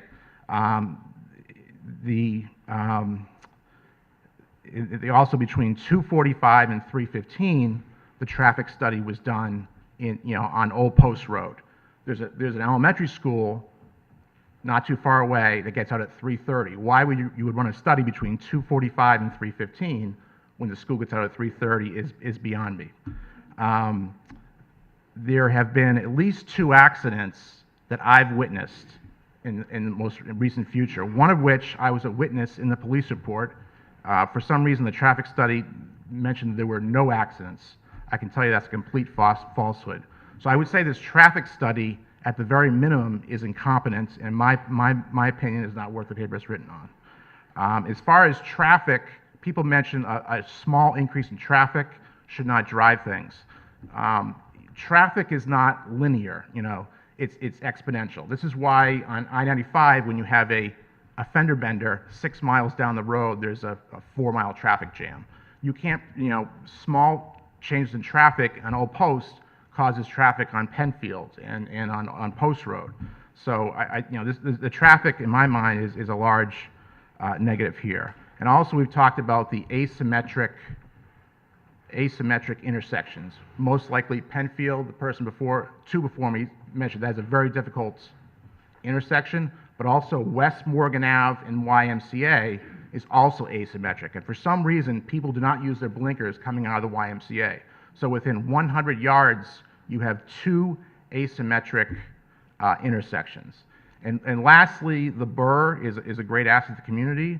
Last week we had these Christmas tree festivals up and down Old Post Road, on top of the road, illegally parked cars. You could barely get 1 car past it, let alone emergency vehicles or what have you. So, like I said, I think it's a nice looking building, but in my mind, I'm voting against it because of the traffic. Thank you. Thank you.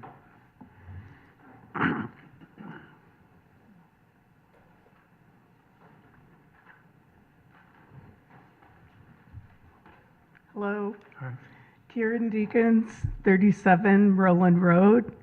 My husband John and I have lived there for 35 years. We moved there early 1984. I wasn't here at the last meeting. I sent my letter. I won't repeat it. I'm here tonight. I just found out that the Clark report said that, again, there were no traffic accidents. Coincidentally, almost a year to the day, December 9th last year, my Roland Road neighbor, Marcy Vidoli, and I were putting out tributes by the painted hydrants for anybody who knows Jean Harrison. She was one of the characters that make Fairfield unique. She lived at 21 Oldfield Road, right at the corner by the Y. She passed away a year ago. December 9th was her memorial service.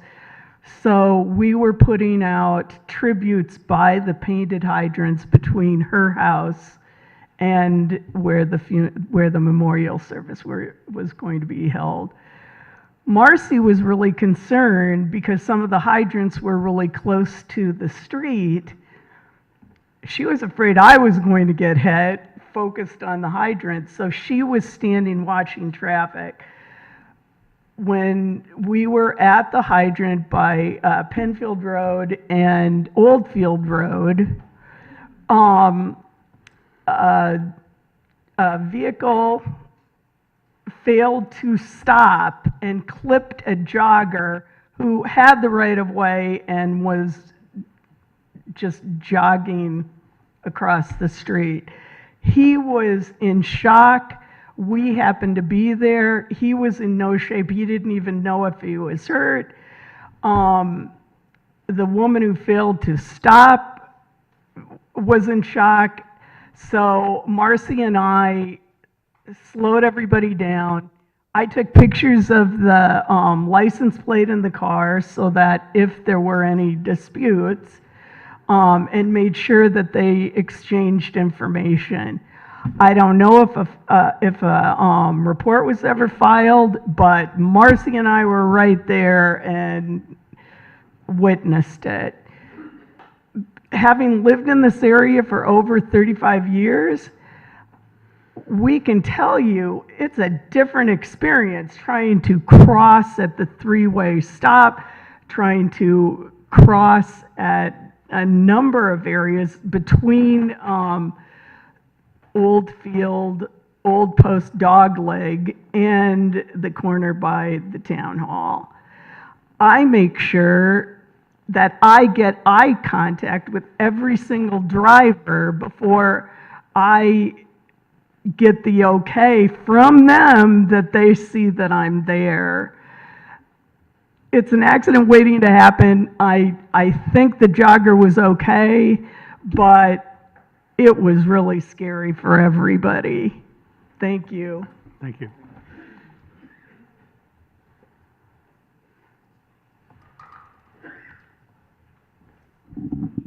Hi, my name is Gail Wolf. I live at 17 Paulding Street in Fairfield. Been there for about 24 years. We're one block in off the Old Post Road, so about a block away from where this is taking place. And I don't want to repeat what you've already heard, but let me just focus on the issues that personally are disturbing to me about this proposal. Obviously, I'm not in favor of it. The character of the town, of the area of the town that we live in, the historic district is not reflected anywhere here. And you can show any pictures you want, but that's a single-family designated housing district, so that doesn't belong there.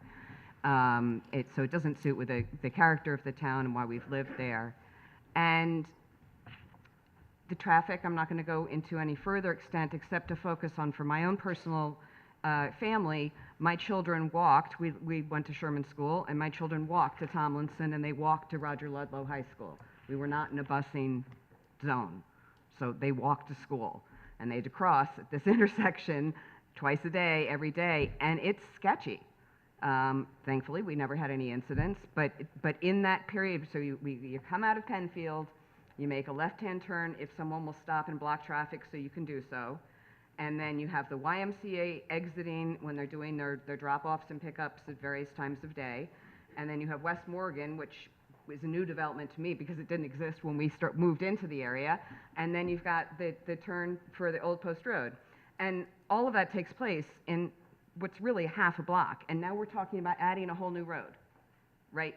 Another whole feed into that short half-block area.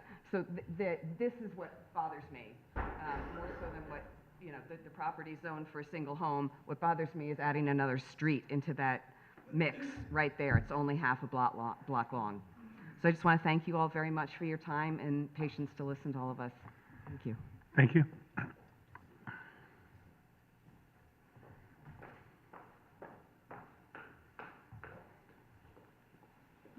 Hi, my name is Jennifer Andreasen. I live at 981 Old Post Road. I submitted a letter to you I'm not going to read it, obviously, but I just want to make a few points.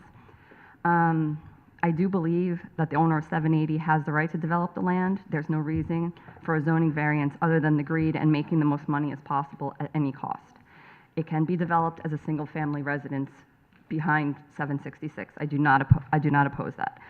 I agree with everything Mr. Rhodes said, everything Emily Williams said, and I just have a few small points to add. The Old Post Road, as you know, the Police Commission approved as a town bicycle route. All the comments that have been made about the traffic, I think, is reinforced by this, of what the police said, that it should be for bicycles. The other thing I did is I reviewed the Historic Properties Handbook by the Historic Commission. To quote, in short, preservation is not for the past, but for the future. Generations yet to come deserve to have a small measure of material culture that preceded them. We do not protect only the beautiful or the economically valuable or the fashionable style. We protect the entirety of the historic life of our community through a representative group of buildings and structures located in the 3 historic districts. On page 19, quote, the Burr Homestead, along with handsome dwellings at 480, 536, 766, and 801 Old Post Road, together represent the earliest and most important components of downtown streetscape buildings on a generously sized lots.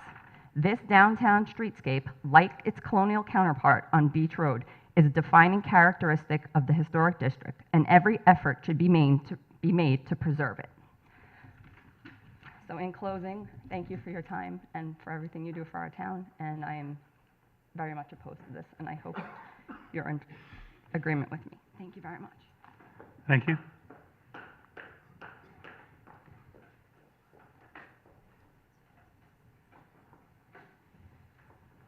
Commissioners, good evening. I'm Steve Wolf. I live at 17 Paulding Street. I've been there apparently for about 24 years. I would just like to bring your attention to sort of a higher level set of issues. A town is made up of a group of places. A town that's carefully thought about and planned, as the 1925 town plan here in Fairfield calls for, has different characteristics in different places. It does that to create a diversity of opportunity, to create a multiplicity of experience, and to create specialness. We moved to Fairfield because it was the most special place we could find. We continue to live in Fairfield because it's an incredibly special place. The historic district and the beach neighborhood is a very special place which has designated zoning requirements. It's up to the commissioners, yourselves, to actually maintain and uphold those standards of the town of a collection of different places. I think we've heard fairly clearly from all the speakers tonight and at the earlier commission meetings that this kind of a variance is inconsistent with this particular neighborhood, and that should be the set of factors on which you hinge your decision. Will it negatively impact the character of the neighborhood? It's certainly as different as it could be. Will it increase traffic and impact safety? We hear opposing views, but I try to leave my driveway every morning, drive out Penfield and turn left onto the Old Post Road. And I can tell you that in the 15 years my business has been located here, my commute time has doubled just at that corner. It's inconsistent with the current zoning, which is a one-family house, and it can be developed as that. We've seen plenty of one-family development in the beach and historic area post-Sandy. And finally, I think you have to think about the precedent that you might set if you make a variance in this case. Every designated district, every designated neighborhood that exists in the town plan would therefore become open to a variance of convenience, if you will. So clearly I'm another person in the neighborhood very opposed to this project. I thank you for your time, your patience, and the decision that you'll make. Thank you. Thank you.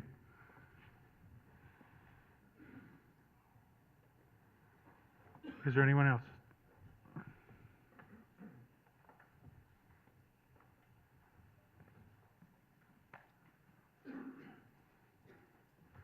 I know it's getting late, and I know we all want to get out of here, and I've been part of the last 2 meetings.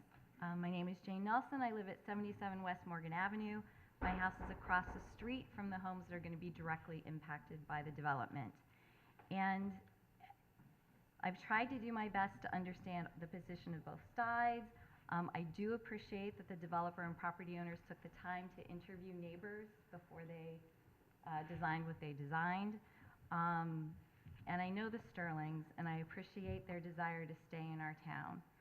I know that they came to this board and proposed to build a single-family home on the property that's now being opened up and asked for a zoning change. I realize for whatever reason the board voted against their proposal. And I think, I'm very certain, that an unintended consequence of that decision is the fact that we're standing here now looking at 2 zoning changes. So I'm not stating my opinion whether I'm for this or against this. I'm just here in front of you asking you to take your time, review everything you need to review, decide how much you trust everyone that's involved in this request for a zoning change, and think 2 or 3 steps down the road about what your decision will do to this town and to the neighborhood, and beware of these unintended consequences. So thank you for your time, and once again, I would really appreciate you taking all the time you need to make this very important decision for the town. Thank you. Thank you.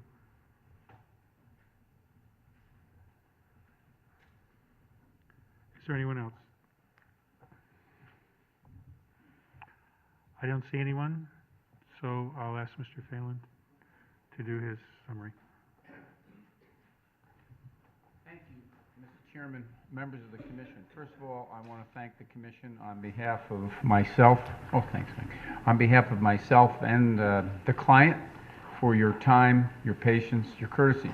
I also want to say, as I sometimes say at these hearings, where we have matters that are, people are set apart on. I do a lot of work in many, many towns, as Mr. Proto does as well. I'm always proud to be a Fairfielder because I think people are civil. Jim, do you want to speak? I did want to speak. Oh, yeah, okay. I thought that Jack Kern was speaking. Okay, well then let me, Mr. Sterling, and then I'll. Are you with the applicant? No. He's a property owner, but, you know, I think he wants to speak. He's one of the. I'm not an applicant. Okay. I'm Jim Sterling. I have, with my wife Julianne, have lived at 766 Old Post Road for the last 25 years. I want to tell you a path that I've been on for the last 2.5 years that gets us to the point that we are today and make a recommendation of what we should do going forward. You know, Julianne and I are both very proud and want to be active in our community. Julianne has been on the Old Post Road Association as a board member for the last 15 years. Every single annual event, picnic for the Old Post Road Association is hosted at our home, as well as many of the monthly meetings. We also have, at our home, have been fortunate enough to hold a number of charities for the town, as well as fundraisers for the town. Jack Kern, who's the owner at 780 Old Post Road, had a proposition from a developer to propose 8-30G about 2.5 years ago. Well, that same developer, after he talked to Jack, came to me and wanted me to provide access to the 780 Old Post Road. The developers were autocratic. It was only one way. I tried to make recommendations of what I thought would be well received. They wanted no part of it. And before I responded to them, I wanted to make sure that I understood what I was doing. So I went to town hall and met with 3 different executives to understand what 830G really was, because I didn't really know. And I wanted to know if it was a good alternative for us or not. I met with... Excuse me. We're not considering an 830G application here. No, I'm just trying to tell you how we're getting to this situation. Okay. I mean, if you want to just ignore that. I met one executive that I really trust and really was helpful to me. He told me that he couldn't advise me on what to do, but he could tell me what my options were. And my options were really 3. The first option was that I could apply for a variance and get a buildable lot next to my home. Second variance was I could take down 10 feet of my property, of my house, and I could get a buildable lot. And the third option was that I could accept the offer from the developer. I elected to take the first, which was apply for a variance. I applied for a variance. I applied for a variance, and every neighbor around me signed the petition. Every neighbor around me, the two neighbors around me spoke on behalf, and the two other neighbors provided letters to the board. I was denied, and it's not spilt milk. They made that decision, and I lost. 3 supporting for us and 2 opposed. Then I met Mike Shinella, who is the applicant here. And what a breath of fresh air it was.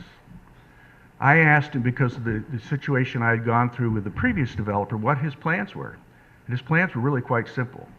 He wanted to develop luxury townhomes of the highest quality possible for the town of Fairfield.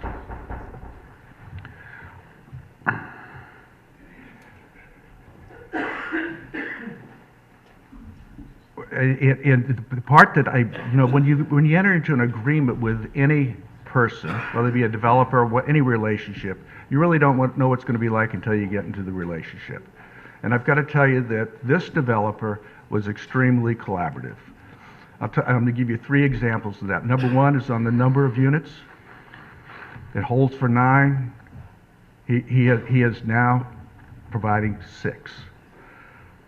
The architecture itself, and I've heard a number of people here tell me that they don't like the architecture. Well, the beauty of the architecture is really in the eye of the beholder. I happen to think it's attractive. I've shown 15 people what the townhomes look like, and of the 15, probably 80% said they really like it, 20% that said they didn't. But at the end of the day, more people, at least people that I showed, thought it was attractive. But he has made 3 iterations to go through. This isn't the first shot at it. He's made 3 iterations. He's been working diligently to make sure that he can provide the best product for the town that the town wants. The other thing that he really demonstrated to me was the landscaping itself. I told him one of the things that I did not want to see something obstructive in front of me. And he is putting in 26-foot evergreen trees. I forget the exact name of them, which will, in the dead of winter, when you lose the leaves, the green will still be there. So you get a 26-foot a buffer, if you will, a view of the townhouses. And then if you put on top of that the topographical elements of the property itself, from the Old Post Road down to where the property will be, is 6 to 8 feet. So you've got 6 to 8 feet plus the 26 that you will not be able to see. I grant that you'll probably be able to see probably 7 or 8 feet above that. So when you're talking 40 feet, which you talk to, it really won't be 40 feet that you'll be able to observe. It'll probably be 6 to 10 feet. I've tried to put my thoughts in the semblance of logic. I have broken my analysis, and I'm not an analytical person, but I've broken my analysis into only 2 categories. First is, why should we pursue with the luxury townhome community? And looking at it from the perspective of the town, it has the potential of retaining 6 families who may leave Fairfield. I've talked to my real estate friends, and they tell me that for every 1 person coming into Fairfield, there are 9 leaving. And I think some of them are leaving because there's just no options for them. And we have the opportunity to save 6 families from leaving our town. It's comment 1. I beg your pardon? I guess my real estate people are in error. And then the second thing for the town, I'm not talking about for the neighbors now, I'm talking about for the town. The second thing for the town is, my calculation is you probably have a tax revenue increase of about $200,000 a year. To some people, that doesn't sound like a lot. But if you take that and you can gain $200,000 a year for the town, and you have an opportunity to replicate that 2 times, 5 times, 10 times, then you're starting to get into really meaningful numbers, and every person in the audience today will have an opportunity to reduce their tax burden, because there'll be other people to share that. And the final reason, again, for the town, I hate to say it, that, you know, that one person comes in and 9 leaves, but why can't we attract more people into our town? And I am convinced 100% that this will absolutely be a showcase.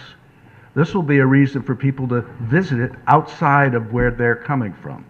So for those 3 reasons, I think it, for the town of Fairfield, increased revenues, keeping our people who are presently here and resizing their homes here, and as well as a showcase to attract more people in the area.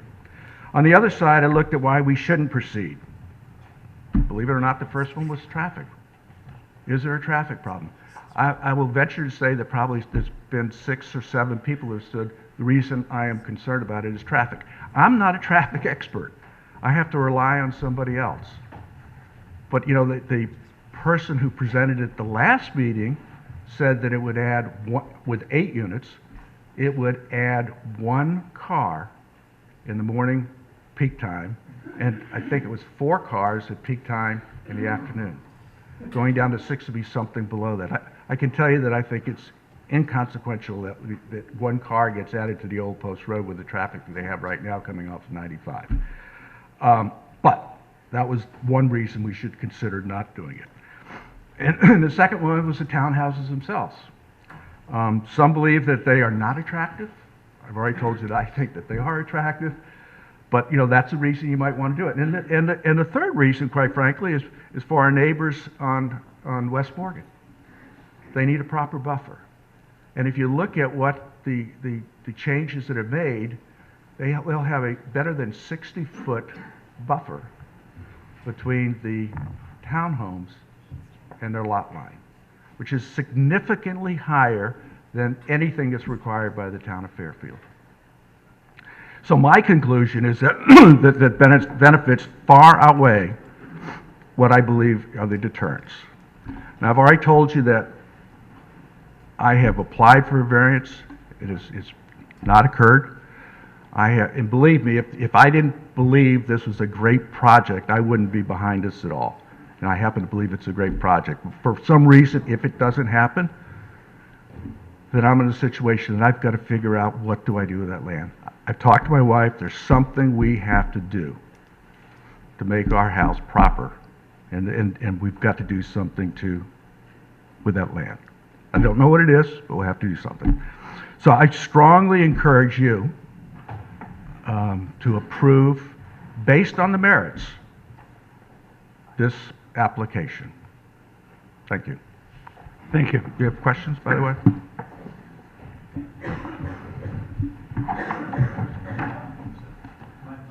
Oh, I'm sorry. Yeah, sure. Sorry. I am John E. Curran. I am the title owner of the property in my capacity as trustee of my father's will. I'm just wanting to give you a little history of the property and as to what's going on. My father owned this property back in the 1960s in anticipation of something, this historical oddity. There was there were powers that were planning a commercial road that would run parallel to the old post road and the post road, but in between the two, that they were contemplating that sort of development for the downtown. And my father owned Mr. Sterling's piece, and he owned the piece behind it. He may have owned it as a partner with some other people. I don't know the history that well, but eventually he ended up owning it by himself. But he sold the Sterling piece and kept the landlocked piece behind in anticipation of the commercial road, which never happened. And so then he had a landlocked piece of land, which my family has owned, him and then me, for well over 50 years. And I can't tell you much about the history before I took title to it in 2009, but I can tell you what's happened since that time. My sisters and myself are the beneficiaries of the trust that I am the trustee of, and my mother is the lifetime beneficiary. And I went to them and said, listen, we have a piece of property. I have no way in and no way out. It's been that way for 50 years. And, you know, I should tell you something about my father. He was a developer, a developer in town. He developed a lot of properties: Woodfield Village, Stratford Falls, Surrey Lane, Joan Drive. And he, although he never did it, he held forth that a very important thing to do, that this town needed to do, was affordable housing. And I said, you know, it may be what we're supposed to do with this land, since we can't do anything else with it, is see if we can't give it to the town. They'd be willing to build affordable housing there. And so they all agreed. They said, we can't do anything with it. So I had a meeting with Mike Tetro maybe 3 years ago. And I said, listen, my family will give the land to the town of Fairfield under the condition that, you know, you develop it for affordable housing, because my father believed in it. He thought it was something that a town like this needed in order not to become stratified, you know, so that everyone had a chance to live in a town like Fairfield. And so I met with Mr. Tetro, and Mr. Tetro said the town was not willing to take on a project like that. So I said, well, we really don't have anything going for us. And then, as Mr. Sterling says, it was Phil Kraft and Mr. Hirsch who made an offer to us to build affordable housing, but that was under 830G, which was going to be the 30% affordable housing, 70% market housing. And you know, we discussed a price. We didn't come to a conclusion about it, and but they said they had to do it that way because there was no other way for them to develop the land with the resistance that we get on the post road. And so and we didn't come to an agreement, but then Mike Shinella came along and he made an offer that, you know, I have a duty as a trustee, a fiduciary duty to maximize the value of the land. So I agreed to sell it to him. And, you know, this is a piece of land that I've never walked on. I've owned it for 10 years and I've never walked on it. I can see it. It's a football field away from the post road. If I look down and get a piece of binoculars out, I can see some weeds growing back there. It's a long way away, and Mike Shinella has made a plan to make 6, you know, well designed and attractive condominiums that I know there's a lot of talk about whether it will be seen from the street. I can't see my land from the street. I'm not quite sure why everyone else is going to see it from the street. But I think it's a real improvement, and I think it's something that would be nice for the town. My family's a little disappointed it's not affordable housing, but nevertheless, I have a duty to sell the property and maximize it. And I hope that you'll consider doing it. I'll be selling it to somebody or trying to develop somewhere or another, and I think this is the way that's going to be the most acceptable to the town, and will do the best, you know, will be in the best interest of the town. So, thank you very much for your time. Thank you.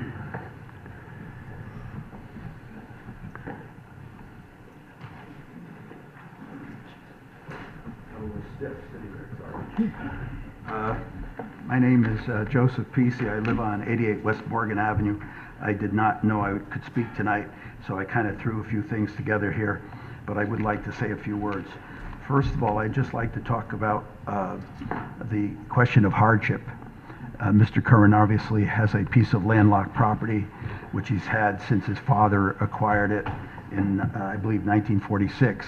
He acquired the land from the widow who lived at 766 Old Post Road. And in a document that I have from him, he said he got it in consideration for work, that he was her lawyer, and so I doubt whether he actually paid any money for the property in the first place. In 2007, Mr. Curran Sr. Basically cut all the trees behind our property, and he threatened the Sterlings with a chain link fence, and that didn't go over so well. He also offered to buy an entry point to the Old Post Road for $5,000. Once again, going back to hardship, we offered, because we were concerned that he might claim hardship, we offered him $225,000 in 2007. Recently, this past year, my neighbor, Haddad, who is not here tonight and is not speaking, offered $600,000 to Attorney Curran for the land. And that's why he's not here tonight, because he's being threatened with legal action for torturous interference with their plans to develop the property. I'd just like to point out, too, that, once again, I just want to go over a couple of things that Attorney Proto said. This is probably an unapproved subdivision, and if that's the case, then 780 Old Post Road or the roadway cannot exist unless this is clarified. So no project should be permitted until that is finally straightened out. I would also point out that in 2017, I spoke on Mr. Sterling's behalf when he applied for a house to be built on what is now the roadway. This was denied, and unfortunately, because of that, we're here tonight, because had that house been approved, there would have not been any access. And I must say I did speak on his behalf at that time. So now, because of one, and you made the correct decision because the lot was not big enough for the house, but because of a correct decision, we're left with what could be a really disastrous decision, which involves a much bigger project at 780 Old Post Road. I just say one more thing about the Clark traffic report. One fellow just said that the interlocking intersection raises the questions of the validity of the report. He specifically said there have been no accidents for the past 3 years on the Old Post Road, and we've had 2 witnesses to accidents here. I'd also like to point out there's more traffic now coming from Sasko Hill Road, turning onto Oldfield Road. And they recently, in this past year, because I use the beach, I go to Sasko Beach, they recently put in a 3-way stop sign because there have been traffic accidents there. That's people coming off the Post Road, trying to come down the Old Post Road because they think it's an easier road. It actually is not. I spoke to someone on Oldfield Road. He says he actually takes the Post Road because he says at least there are traffic lights and not stop signs. I must also say that I did speak to, talking about safety, I did happen to speak to the traffic guard at St. Paul's Church and Nursery School. And he said that cars go right through that intersection without stopping. He actually asked the police department to put in a blinker, and he was turned down by the police department. I have no idea why that occurred, but they probably need a blinker there. I'd also like to point out that the more I've gotten into this whole thing, I really fear the word precedent. And I think that a precedent established here can have long-term impact on the Old Post Road. And just recently, my neighbor called me and said that a realtor developer had just bought the house on 1020 Old Post Road. Now, it's interesting because that house is in bad shape. He paid over $900, or plans to pay over. I don't think that's relevant to this application. Well, I think it is, because it may set a precedent, because it has 3 abutting properties. That we saw a surveyor in the back lot. And the back lot abuts the library parking, it abuts the brick walk, and it abuts a town road that was not completed. So if this goes through, the same thing could be, you'll definitely be getting that proposal in the near future. So anyway, the last thing I'd like to say is that I hope you please will listen to the many citizens who wish to keep intact the connection the Old Post Road has to its colonial past. Thank you for your kind service. Thank you. Thank you.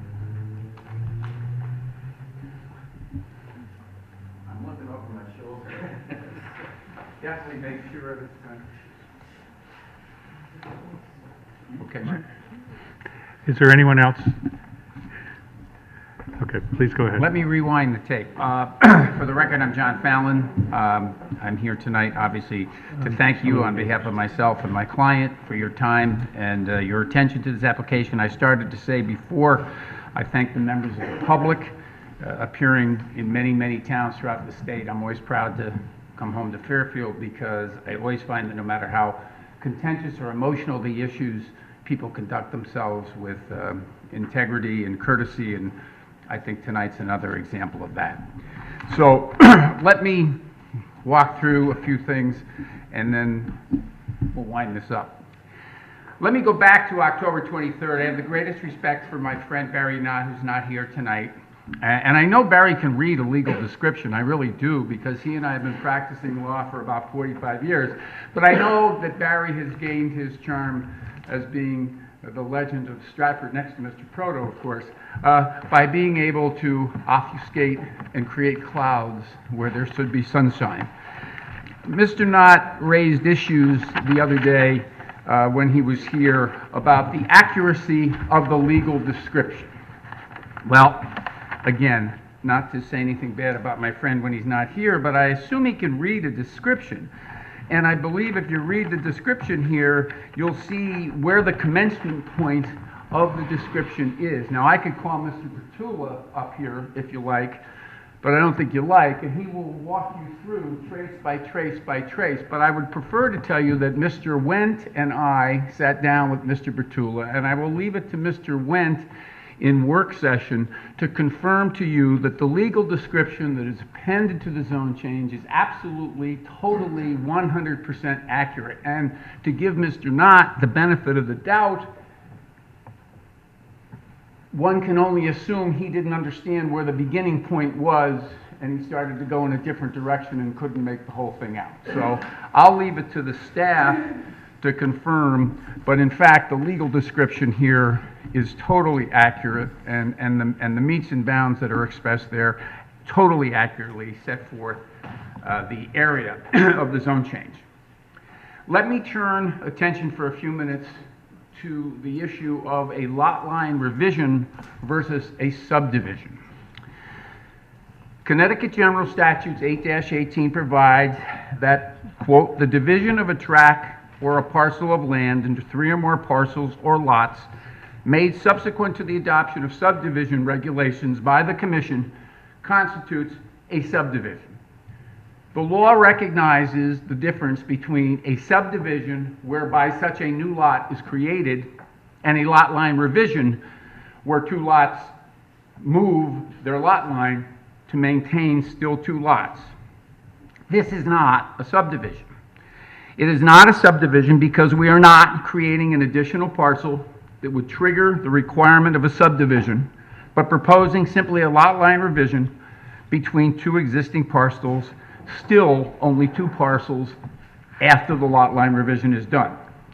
Let me address the case that Mr. Proto brought to your attention, 500 North Avenue LLC versus Stratford Planning Commission.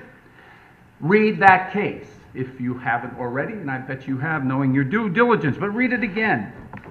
The facts involved a request that the Planning and Zoning Administrator, Mr. Wendt's counterpart in Stratford, administratively approve the recording of a Mylar map, which was offered as a lot line revision rather than a subdivision.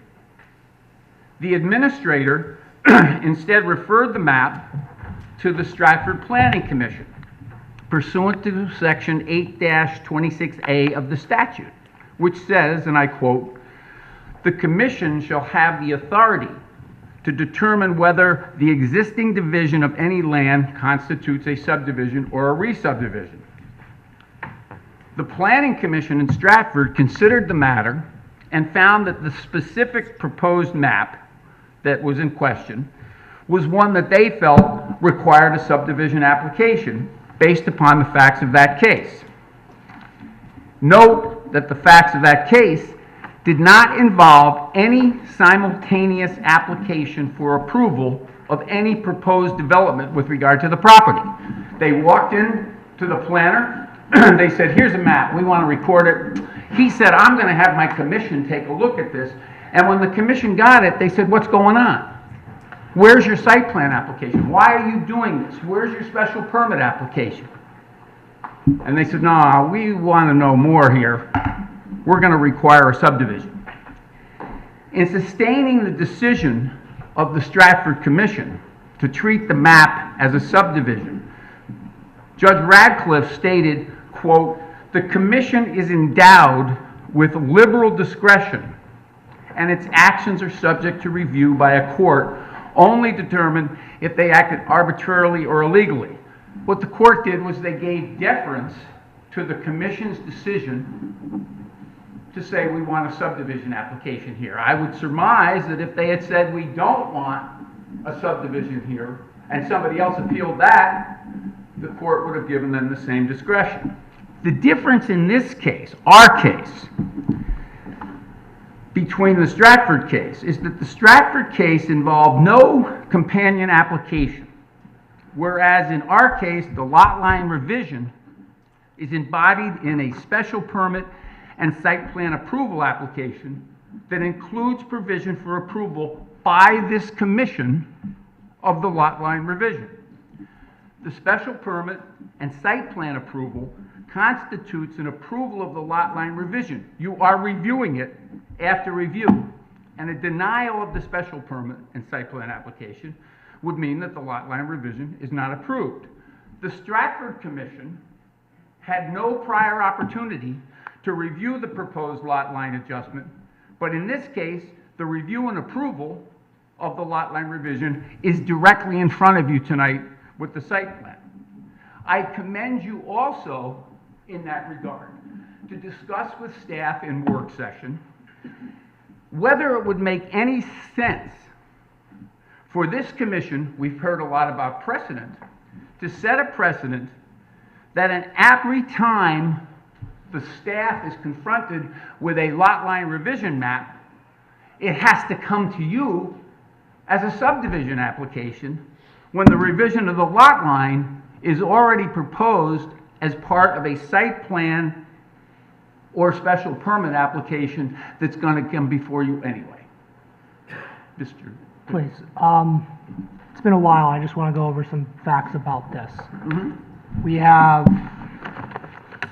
you can see it here, the Sterling lots, this is the Curran lots, and this little strip for the access to the house, to the street. Right. As I remember, what you're proposing in your lot line, what would happen if we approved was we would have 3 lots of sorts.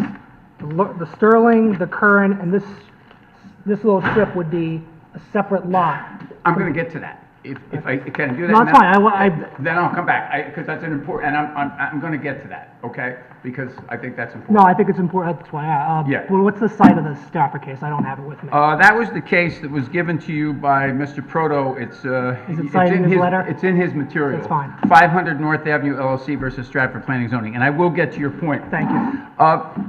The other thing I would say about the 500 North Avenue case is, furthermore, as again, Judge Radcliffe cited in that case, our appellate court, this gets to the point of the practicality of what we're talking about here. This is also in the 500 North Avenue case.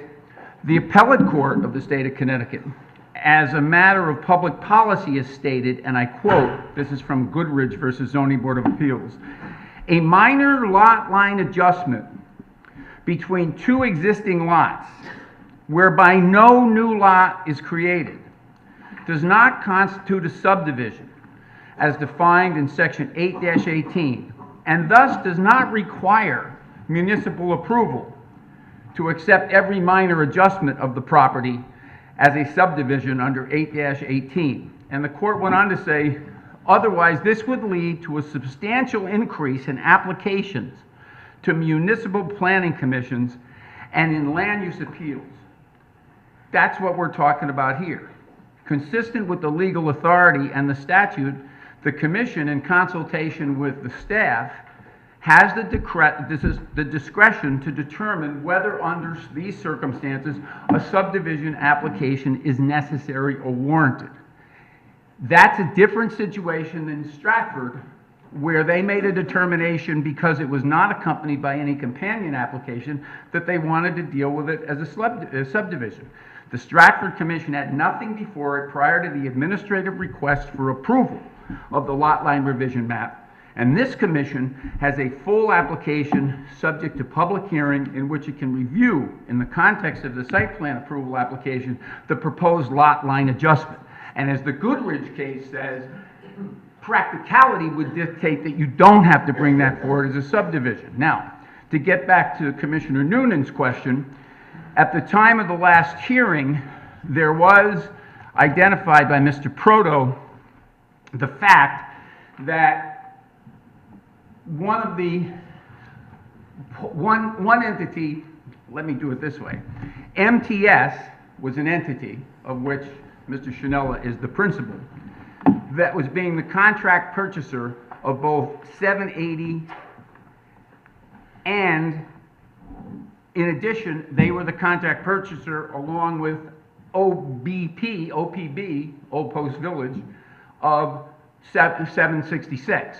So he basically made the point, well, wait a minute, at the end of the day, you're going to have 3 lots after all, because one lot, in this case 780, is going to MTS, and one lot, 766, is going jointly to MTS and Old Post Village. Point well taken. I'm not the transactional attorney, but what we did to ensure that wouldn't be a problem, go ahead, is we called on Mr. Willinger to address that. And what I'm handing out to you is an assignment of the contract that will clearly show that at the end of the day, both of these lot line revised parcels are now going to fall into one entity. So we're not going to create 3 parcels here, okay? So what we're back to and what we're left with is the lot line revision, and Mr. Proto's argument on behalf of his client rises or falls on that Stratford case, and I commend to you that... So, I mean, to be fair, though, before I just got this... Yes. The access was going to be owned by a separate entity than where the residences were going to be put. Correct. So... Now they won't. And we're just finding, I mean... Yeah, you're just getting that now. But it seems like you're changing the application a little bit more than just going from 8 to 6. No, I don't. I think it's dispositive of the issue that Mr. Proto raised, which is if and when this lot line revision goes forward. But it sounds like it's a concession that Mr. Proto was correct in that this is more of a subdivision because you had a third, you literally were giving it to a third entity. And now you're changing the application.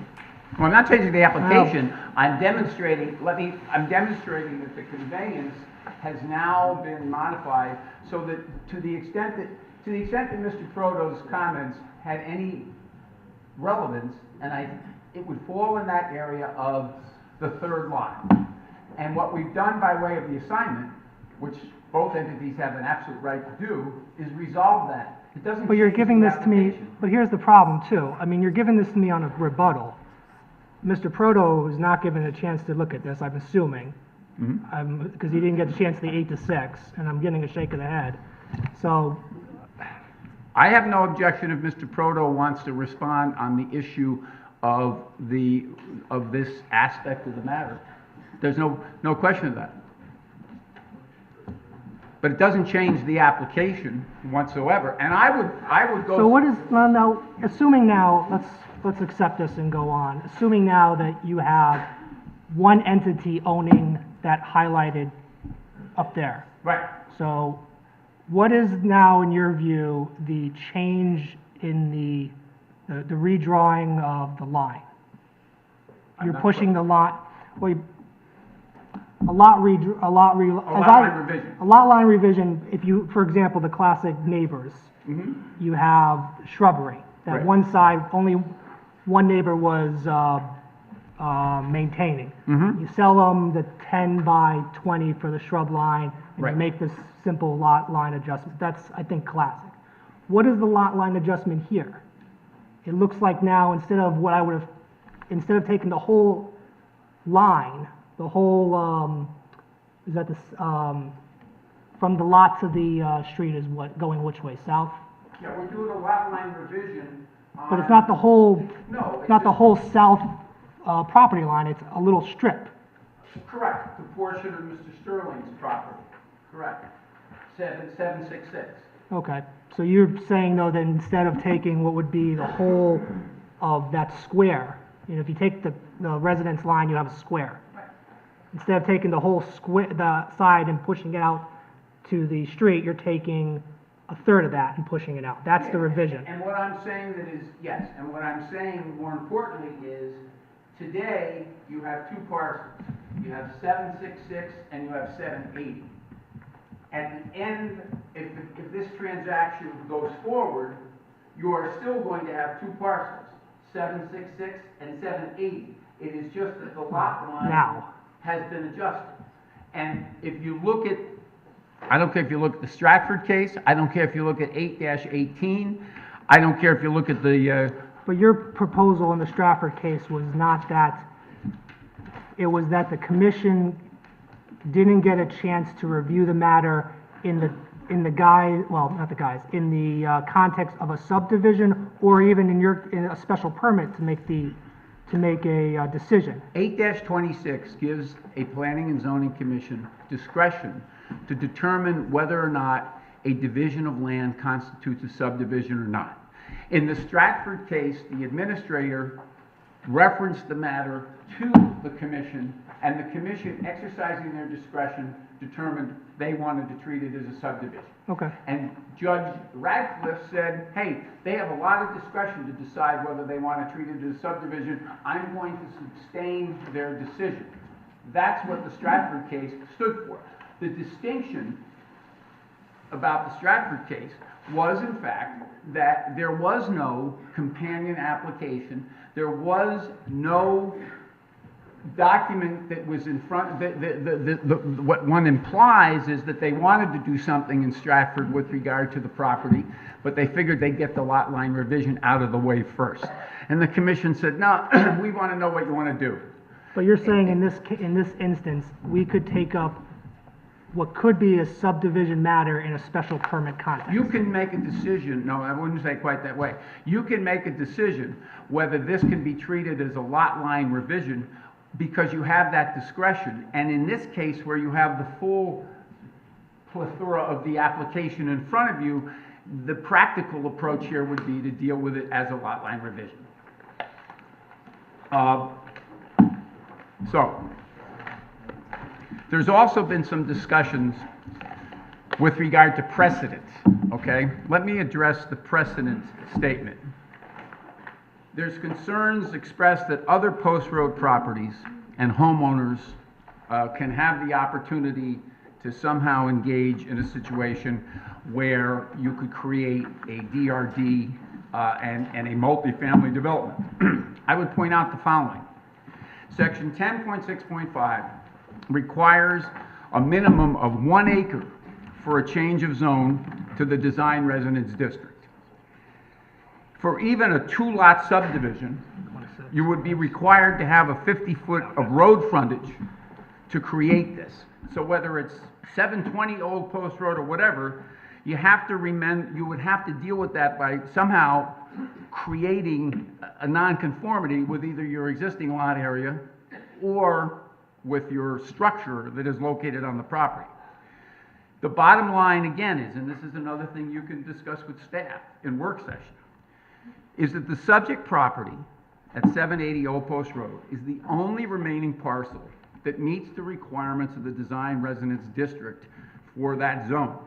This very district, by the way, that was developed by the Town Fairfield Planning and Zoning Commission, yourselves, at some point, your predecessors, to act as a transition zone for areas where commercially zoned property is immediately abutting residentially zoned property. And that brings me to this area. Here's the Old Post Road. Here is what would be now the private drive into this. Here is the brick walk, probably the single most intense shopping center in town, or certainly one of them. 2 points jump out at you as I get into the substantive part of my narrative now. We're set back over 300 feet from the old post road. And as Mr. Sterling pointed out, there's also topographical considerations. We are not in the historic district. The portion of the driveway will have to go through an HDC review. But none of Curran's property is in the historic district. Where Curran's property is directly abutting this parking lot and this shopping center, which constitutes the brick walk. My client had at least 3 meetings with neighbors to try to address their concerns before we brought this application to you. In meeting number 1, there was a request that we re-angle the driveway and additional landscaping along the property line between bordering properties. We did that. Meeting number 2, we offered the neighbors a license agreement for the use of a 20 to 30 foot strip adjacent to their properties. That was a somewhat request at the time. Meeting number 3, there was a request that we modify the architecture to make it more compatible with what they perceive to be the old Post Road neighborhood. Now, despite the fact that the property is not located in the historic district, Mr. Schinella took these recommendations from the neighbors and made numerous changes to the exterior design. We changed the roof line of the structures to incorporate an Italianate design, including corbels and historic feature windows. We added additional trim and stonework around the exterior of both buildings, and we changed the color scheme of the units and the roof to better fit with what the neighbors perceived to be in harmony with the area. And now we've reduced it from 8 to 6 units. This property is back, I said 300 feet, I think it's about 350 feet back from the old Post Road. It's interesting to me that as the commission goes through a very time-consuming process to study the adoption of zoning regulations that will enhance TODs in our town, transit-oriented development, that we would not look favorably on this 6-unit development, because it has in its essence the elements of what a TOD should be. It has a desirable downtown location. It has proximity to downtown amenities, public transportation, and the train station. And again, it accomplishes a transition between the historic Old Post Road neighborhood and the brick walk. It sits right there, creating that transition. We do not believe, and I think if you do your own site visit, you will confirm that once constructed, these 6 homes will have any significant impact on the views or vistas of the old Post Road. As has been previously said, the topography of the parcel is between 8 and 10 feet below the old Post Road street level. And we have provided, and I've put it up here, through Bill Kenny, a very extensive landscaping plan with mature giant arborvitaes bordering the private driveway, and indeed the entire property. In addition, when you go by, and you've probably been by, but there are already 2 large homes substantially in the front of this proposed building, where they're going to further screen the views. And architecture, I guess beauty is in the eyes of the beholder. We've heard that tonight. But we retained at the outset of this proceeding Jack Franzen to ensure that we come up with a design that was superior and would introduce a historical architectural style that would be harmonizing and in character with the whole Post Road neighborhood. And as I said before, this is the only remaining parcel in this neighborhood that would or can or does meet the DRD zone requirements. And this DRD zone, God bless you, was specifically designed for such a situation as this, where you're dealing in your planning function with how you transition from an undeniably wonderful and historic neighborhood and one of your busiest and most intense shopping centers. And the last thing is the demand for this type of housing is in fact intense. There are empty nesters.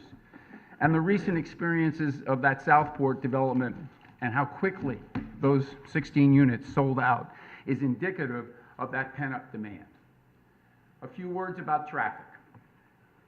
Mr. Galante's study was not assessing a time period, I forget what was said, to 2:30. If you look at the report, the time was between 3 p.m. and 6 p.m.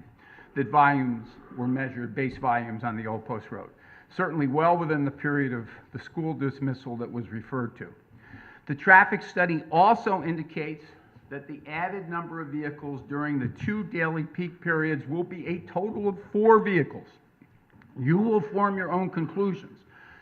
We are not here to convince you that there is or isn't a lot of traffic at certain points of the day on the Old Post Road.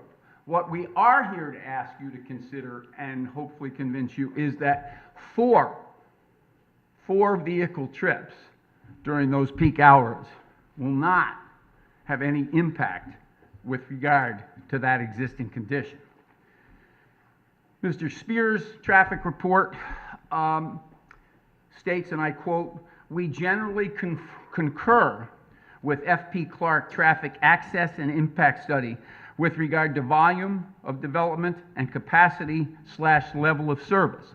So you had 2 traffic experts in front of you, and they agreed on their conclusions with regard to traffic volume and capacity.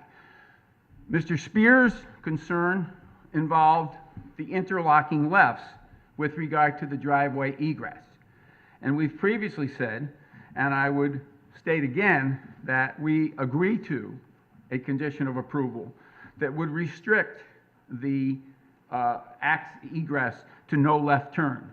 When you go back and you read Mr. Spears' letter, that was really his only comment, other than confirming Mr. Galante's other findings. So I think what you're left with here, by way of a conclusion, is probably best stated by the aerial. This is a transitional parcel. It's landlocked between the attractive and wonderful single-family residential neighborhood of the Old Post Road and the immediately adjacent and arguably most intense commercial shopping center in the community, the Brick Walk. The location of the Old Post Village, with its convenience to the center business district, will make new homes particularly appealing to town residents, be they professionals desiring convenient access to the train station and downtown amenities, or older residents seeking to remain in Fairfield while they downsize, but who still want to contribute economically and otherwise to the town. This Old Post Road Village proposal will also strengthen and benefit the vibrancy of the downtown center business district, consistent with your own continuing efforts concerning the TOD. The application that we brought before you, Mr. Schinella made a decision early on that he wanted to utilize provisions of the existing Fairfield zoning regulations, not seek any variances or modification to those regulations. Thus, in all respects, this application conforms to the technical requirements of the design residential district. And as I've said repeatedly, I think it is consistent with the purpose and intent of this particular district by way of providing that proper transitional area between residential and commercial. It's going to be a unique and beautiful, the rendering's not up now, but you have a copy of it. I think it will be a show place for the community. I think it will show the community and it will show surrounding communities that this town, this commission has a vision in terms of the type of development that we want to bring to our community in these transitional areas, and that will ensure that this parcel, which has been unutilized and sits landlocked for over 50 years, will be put to an attractive and superior use. And I say superior because I think it is superior, and it's a very sensitive vision to the ultimate utilization of this over 1 acre of landlocked property as compared to more intense options having little or no regard for the zoning regulations, the area, the neighborhood, or our town. So again, I close where I opened. I want to thank you for your attention, your courtesy, and your interest. And I do hope you will see fit to consider this application very carefully and approve it. At the end of the day, it will do no harm at all to the Old Post Road, but what it will do will provide a solution and a final utilization of this property, which is adjacent to the brick wall. Thank you. Thank you, and that concludes the public hearing.